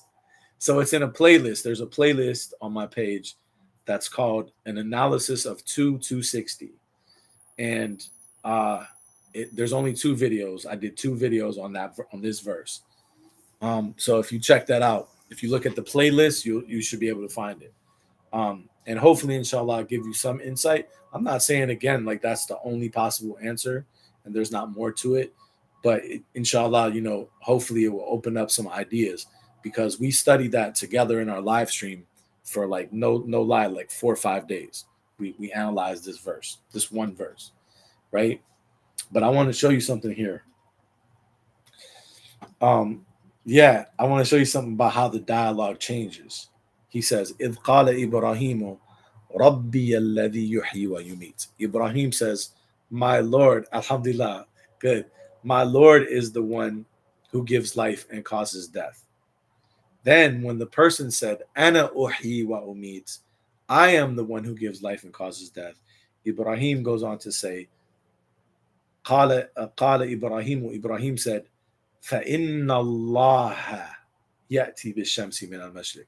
Then in that case, Allah brings the sun from the east. You notice how he switched from saying my Lord to saying Allah. Why was that? Why was that the case? Alhamdulillah, thank you. A couple reasons I think that's the case. There could be more. You might think of other reasons. Personally, I think of 2 main reasons why that's possibly the case. One is that when you say my Lord, my Rabb, there's more of an intimacy and a closeness and a personal relationship being expressed. But after the person said, Ana uhyi wa umit, I am the one who gives life and causes death, perhaps Ibrahim felt some lack of tuma'nina, some lack of tranquility, even though he still had iman. So him switching to Allah indicates some distance in his mentality. Like he started off expressing a very personal relationship, but once he had some doubt by discussing with this person, then he switched to saying Allah, which perhaps indicates that he felt a little distant. That's one possible way to think about it. Another possible way to think about it relates to what I was talking about earlier about how I think about Allah being like the universal algorithm, because what he's perhaps saying to him is, first, yeah, it's like Rabb is like loving caregiver, for sure. So there's some distance from that, right? But also, he starts off talking about Allah. He's talking about Rabb. And like you said, Rabb is like a loving caregiver. And in Arabic, the root meaning of the word Rabb, it comes from when we say yurabbi. It means like you nurture, like you just said, Hannah, you nurture, you grow, you develop something. Yurabbi. And actually in the Quran, this is a word that's used for our parents. Rabbayani, kama rabbayani saghiran, rabbayani, as they nurtured and developed me as a small child. So that word, a variation of that root word, is actually used for our parents. So the word Rabb has to do with nurturing and developing and stuff like that. So he started off talking about that, but when he experienced some confusion because of what the man said, then he said, فَإِنَّ اللَّهَ يَأْتِي بِالشَّمْسِ مِنَ الْمَشْرِقِ. So he switched to Allah because Allah represents the universal algorithm, the system of cause and effect, right? SubhanAllah. Yeah, I get what you're saying, Hannah, and I get why you were hesitant, but I feel you on that. See, Allah represents the system of the universe, the system of cause and effect, right? So perhaps what he's telling the man is the man made this ambiguous argument by saying, I give life and cause death, which in some senses, right, as we saw from some verses in the Quran, you can argue that, like, okay, alhamdulillah, salam. I'm glad that it does. Thank you so much. Alhamdulillah, thank you. But like in some sense, the person, right, is the distance that's expressed with anyone else in the Quran? That's a good question. I'm not sure. I would have to research that. That's a really good question. I didn't think about that. But see how he switched to the more universal? Okay, so you arguing this ambiguous concept. Allah gives life. I say my Lord gives life and cause death. You say you give life and cause death. I can't really argue that because what do you mean by that? Right? Alhamdulillah, for sure. I'm glad you did too. Thank you. Alhamdulillah. I'm glad you found it too. And we're glad we found you because you're salam, salam, because you're a blessing to us too. So we appreciate you too. Thank you. So he starts off talking about this idea of life and death. And this man argues, I give life and cause death, right? Yeah. So he switches to saying, okay, I can't argue this point because I don't completely know how to argue this. I don't know how to argue how Allah gives life and causes death because I know how Allah gives life and causes death is different than how you do it. But I don't know how to argue that point. So instead, فَإِنَّ اللَّهَ يَأْتِي بِالشَّمْسِ مِنَ الْمَشْرِقِ. Here's something you can't deny. This universe is based on cause and effect. It's based upon principles. It's based upon systems and rules. So you are arguing with me about giving life and causing death. Okay, I'll tell you what. Change the system. Let me see you change the system. Change the system. Change the laws of physics. Change the laws of physics. Change the speed of light. That's in essence like how I understand what Ibrahim is doing here. فَإِنَّ اللَّهَ يَأْتِي بِالشَّمْسِ مِنَ الْمَشْرِقِ. So Allah brings the sun from the east because that has to do with the system of how things work. So you're arguing this point with me about life and death, and that's kind of ambiguous. All right, cool. I'm not even going to argue that point with you. Change the laws of physics then. Make things happen differently. فَبُهِتَ الَّذِي كَفَرَ. So the one who did kufr was astounded. It was nothing that he could, it was nothing he could say to that because he can't change it, right? Because Allah is the one who regulates the system. It's the algorithm. It's the intelligence behind the principles, and he can't change that. But then in 2 verses later, when Ibrahim talked to Allah, he said, Rabbi, arini kayfa tuhyi al-mauta. My Lord, show me how you give life to the dead. Qala awalam tu'min. He said, do you not have faith? Do you not believe? Qala bala walakin liyatma'inna qalbi. He said, certainly, but I want my heart to feel tranquil. So I don't think that's a coincidence that in 258, right, in verse 258, he has this discussion with the person about life and death. And in verse 260, he tells Allah that his heart doesn't feel tranquil, and he wants him to show how he gives life to the dead. I think that shows that Ibrahim was disturbed by that. Like, what is the point of those two things being in the same context? Yunus said it's a great way to try and get some new age spiritual people to dig deeper into their beliefs that we are all gods. SubhanAllah. Yeah, no, that's a great point. So you see what I mean? Like, when you look at the context, and then if you go further, actually, the context is all about life and death. Look at the context. So this is verse 258 and 260 from chapter 2. But if you go to 255, which is the famous ayah that a lot of people know, they call Ayatul Kursi. Look at how that starts. 255. Allahu la ilaha illa huwa al-hayy al-qayyum. Allah, there is no ilah except for him. Al-hayy, the living. Al-qayyum. And then you go to verse 258. It's the verse about Ibrahim, where he said, Rabbi alladhi yuhyi wa yumit.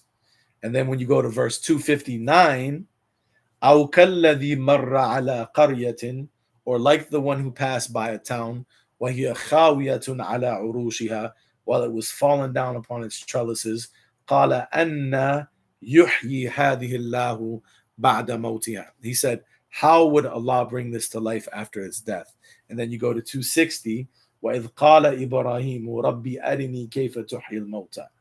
And when Ibrahim said, my Lord, show me how you give life to the dead. You see the context? Starting from 255 to 260, it's all about issues of life and death. So it all flows together. So to me, that's a very strong argument that the reason Ibrahim asked this question is because he had this discussion with this other person that made him have some disturbance about the concept of how Allah gives life to the dead. So to me, this is a really good example of how we will like if this could happen to Ibrahim.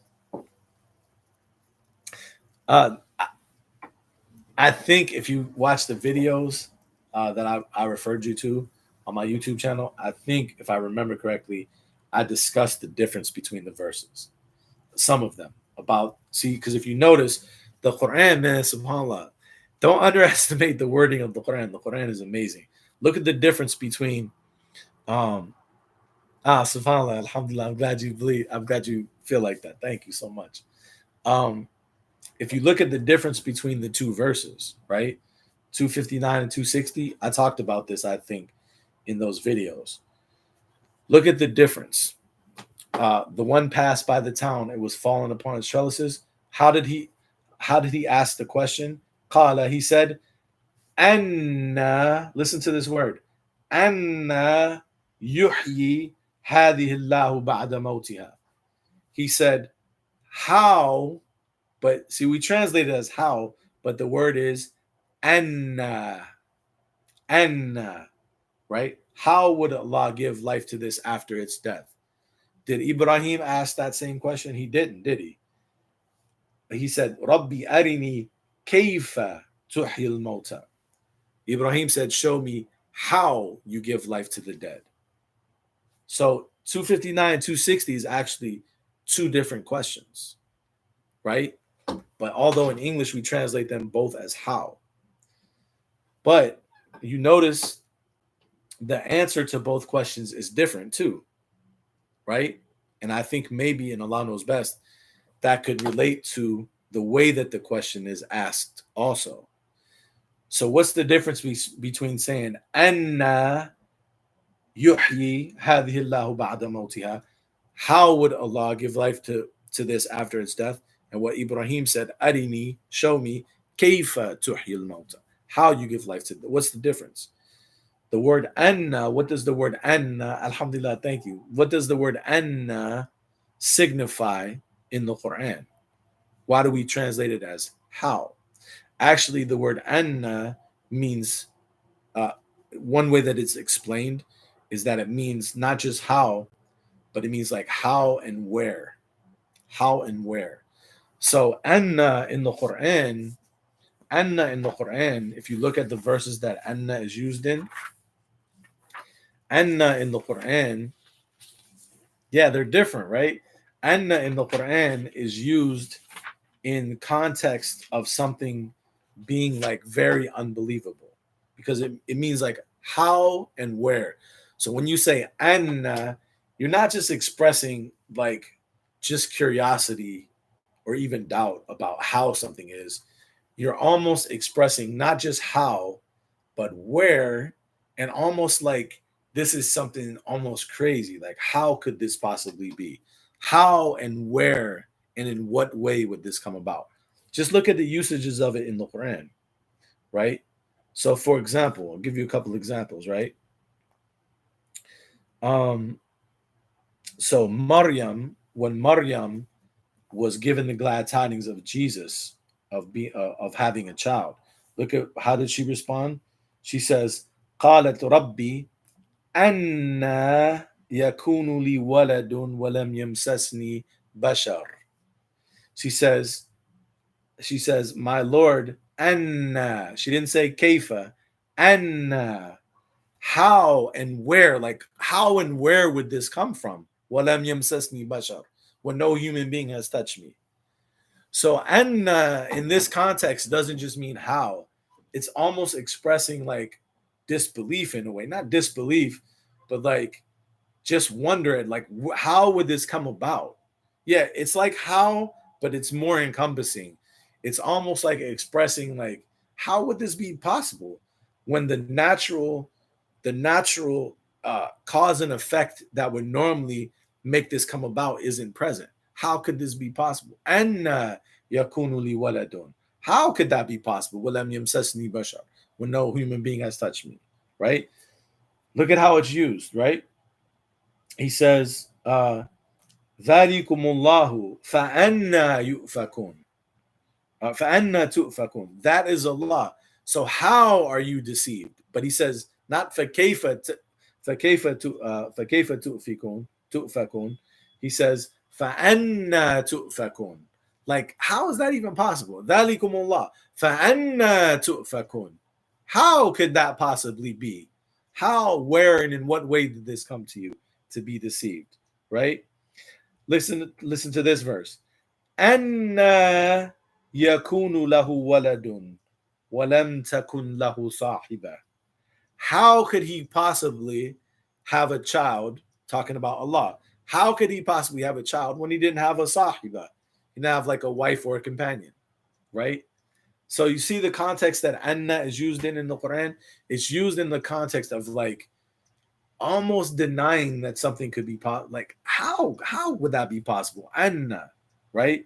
So when you say anna, right? Well, another verse, وَسَخَّرَ الشَّمْسَ وَالْقَمَرَ لَيَقُولُنَّ اللَّهِ. If you ask them these different things, like who subjected the sun and the moon, they would say Allah. فَأَنَّا يُؤْفَكُونَ. So then how are they deceived? How and in what way? Right? So if you look at the usage of this word in the Quran, it's a very so like for example, on the day of judgment, this is another good example. يَوْمَئِذٍ يَتَذَكَّرُ الْإِنسَانُ. This is talking about the day of judgment. يَوْمَئِذٍ يَتَذَكَّرُ الْإِنسَانُ فَأَنَّى لَهُ ذِكْرًا. On that day, man will remember, the human being will remember. فَأَنَّى وَأَنَّى لَهُ ذِكْرًا. But how could he possibly have remembrance on that day? Like it's too late. وَأَنَّى, like LJ said, they can't fathom it. That's like what anna is. Okay? So now think about that with these two verses, 259 and 260. When Ibrahim went to Allah, he didn't say, Rabbi, anna tuhyil mauta. How possibly? How I can't, it's just beyond imagine. Like, how possibly do you give life to the dead? That's not how he said it. He said, Kaifa tuhyil mauta, right? Whereas in the previous verse, that person expressed it completely differently. He said, Anna yuhyi hadhihi Allahu ba'da mawtiha. How would Allah give life to this after its death? Now, look at the different responses in each case. So, in the man or the person that said, Anna, how and in what way is this even possible? That's basically what Anna is like. How and where and in what way is this possible? Right? The response to this person was, فَأَمَاتَهُ اللَّهُ مِئَةَ عَامٍ ثُمَّ بَعَثَ. Allah made him die for 100 years and then he brought him back. Right? And then he said, قَالَ كَمْ لَبِثْتَ. He said, how long have you stayed? قَالَ لَبِثْتُ يَوْمًا أَوْ بَعْضَ يَوْمٍ. He said, I stayed a day or part of a day. قَالَ بَلْ لَبِثْتَ مِئَةَ عَامٍ. He said, rather you stayed 100 years. فَانْظُرْ إِلَى طَعَامِكَ وَشَرَابِكَ لَمْ يَتَسَنَّ. So look at your food and drink. They did not decay. وَانْظُرْ إِلَى حِمَارِكَ. And look at your donkey. Beautiful donkeys. Donkeys are amazing. وَلِنَجْعَلَكَ آيَةً لِلنَّاسِ. And so that we might make you a sign for people. وَانْظُرْ إِلَى الْعِظَامِ كَيْفَ نُنْشِزُهَا. And look at the bones, how we raise them. ثُمَّ نَكْسُوهَا لَحْمًا. And we cover them with flesh. Look at all he went through. He went through 100-year experience. He went through 100-year experience. And then he said, فَلَمَّا تَبَيَّنَ لَهُ. When it became clear to him. قَالَ أَعْلَمُ أَنَّ اللَّهَ عَلَى كُلِّ شَيْءٍ قَدِيرٌ. He said, I know that Allah is able to do all things. Look at the difference between that and the very next verse. وَإِذْ قَالَ إِبْرَاهِيمُ رَبِّي أَرِنِي كَيْفَ تُحْيِي الْمَوْتَى. And when Ibrahim said, my Lord, show me how, كَيْفَ, not أَنَّ, how you give life to the dead. قَالَ أَوَلَمْ تُؤْمِنْ. He said, do you not believe? قَالَ بَلَى وَلَكِنْ لِيَطْمَئِنَّ قَلْبِي. He said, certainly, but I want my heart to feel tranquil. قَالَ فَخُذْ أَرْبَعَةً مِنَ الطَّيْرِ فَصُرْهُنَّ إِلَيْكَ. He said, for sure. He said, then take 4 birds and train them to come to you. ثُمَّ جَعَلَ عَلَى كُلِّ جَبَلٍ مِنْهُنَّ جُزْءًا. Then put some of them on each mountain. ثُمَّ دَعُوهُنَّ يَأْتِينَكَ سَعْيًا. And then call them, they will come to you, running. Right? Look at the difference in the two answers. So the answer that the person got in 259 was 100-year experience. Right? Was he certain because Iman is an innate quality of a prophet? That's a good point. I'm not 100% sure about that. SubhanAllah, 100 years is only 2.4 hours in our years. Yeah, no, I mean, I think if we studied this verse even further, we would find more. But the main point that I want to get across is the difference in the question. Like, I want to show you the flow of the context and the difference in the question and the response to the question. So in one case, he said, Anna, how is it possible? In what way? And his answer was different, perhaps because his doubt was so much more deep and entrenched that he had to go through a deeper experience in order to understand this concept. You know, in the Qur'an, right? There's 2 different kinds of doubt. At least that's talked about, right? There may be more. I'm thinking of some other words that are translated as doubt, but 2 major ones that are often talked about, which is raib and shak. Okay, so look at the difference in between these 2. In the case where he said Anna, he had to go through an experience to understand what he was asking. But in the case of Ibrahim, it is an experience, but it's something that he was able to just do on his own. He told him, just take these 4 birds and go do this. He didn't take him through an experience. So maybe also, right? Maybe also these 2 verses here, 259 and 260, show a difference between the 2 major types of doubt that are talked about in the Quran, which is raib and shak. Because when it comes to raib is dealt with through experiencing. Why do I say that? Because Allah tells us, فَإِن كُنْتُمْ فِي رَيْبٍ مِمَّا نَزَّلْنَا عَلَى عَبْدِنَا فَأْتُوا بِسُورَةٍ مِّن مِثْلِهِ. If you have raib about what we sent down to our servant, then bring a surah like it. So that's an experience. He's telling you to go through an experience, to test it, to try to bring something like it. But in the case of shak, he didn't say that exact thing. He said, فَإِن كُنْتَ فِي شَكٍ مِمَّا أَنزَلْنَا إِلَيْكَ.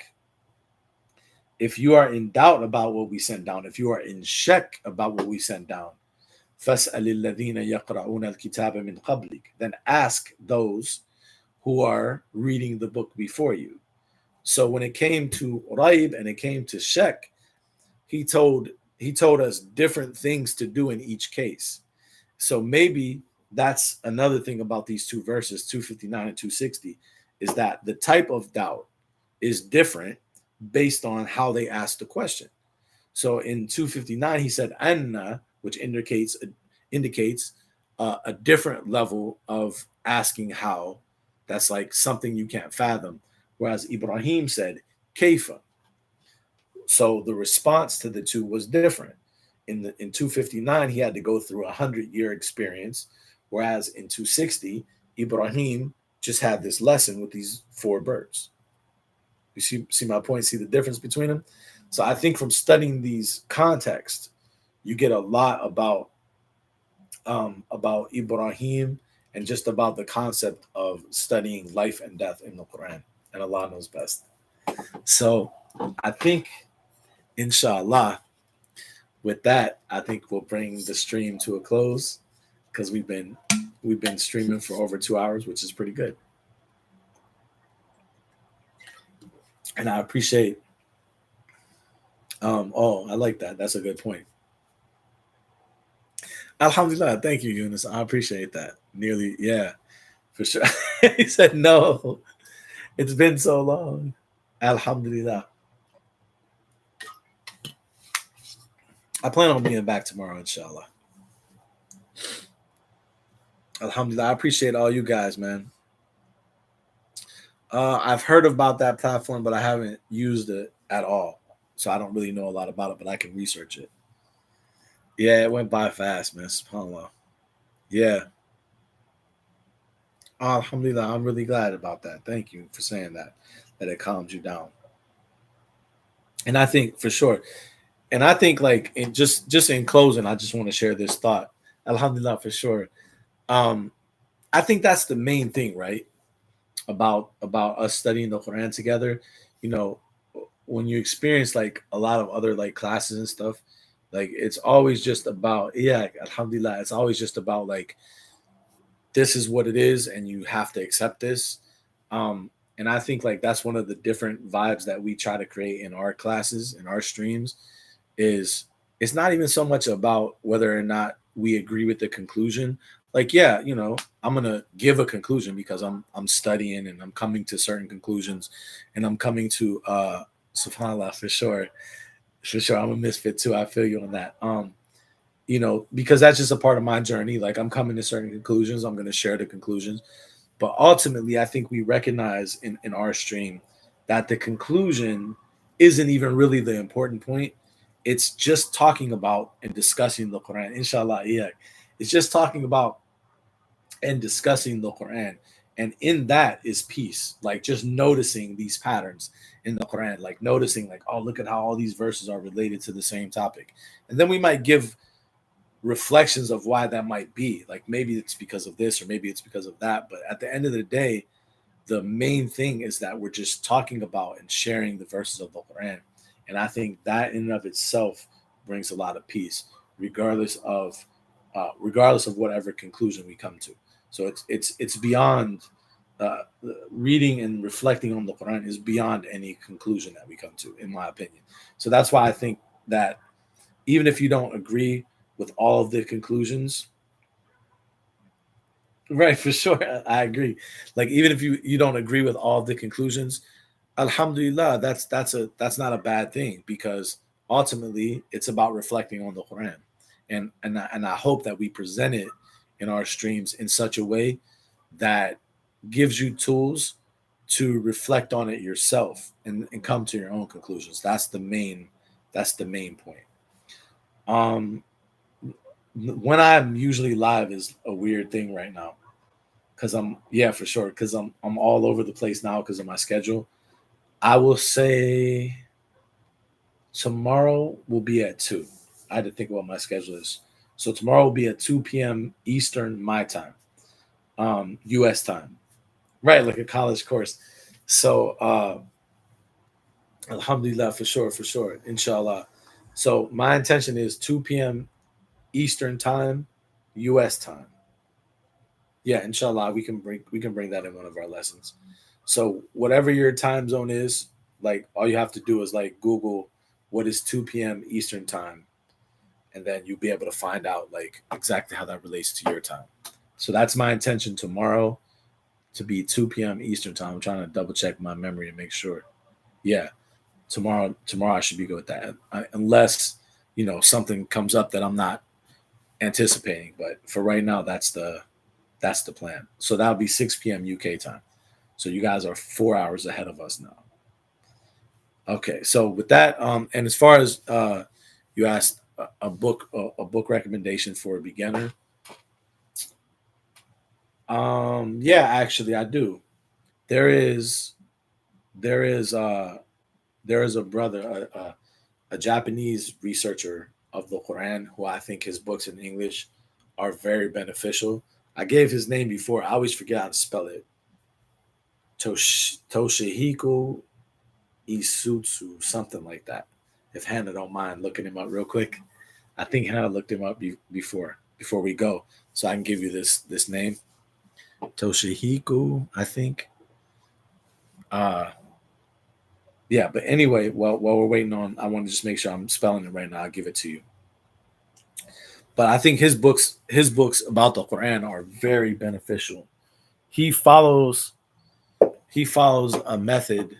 Um, it's like Toshihiku or something like that. I think he follows a method that is very similar to how we study the Quran. In fact, I learned a lot about studying the Quran from reading some of his works. Um, I think it's like this.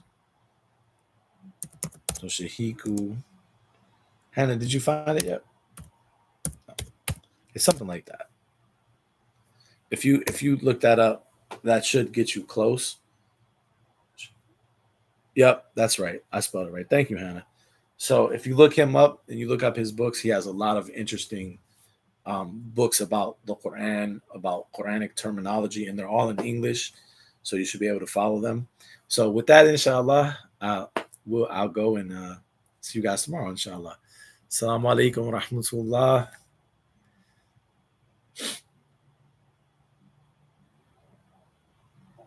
And see you guys. Assalamu alaikum wa rahmatullah. LJ, see you. Yunus, everyone. See you.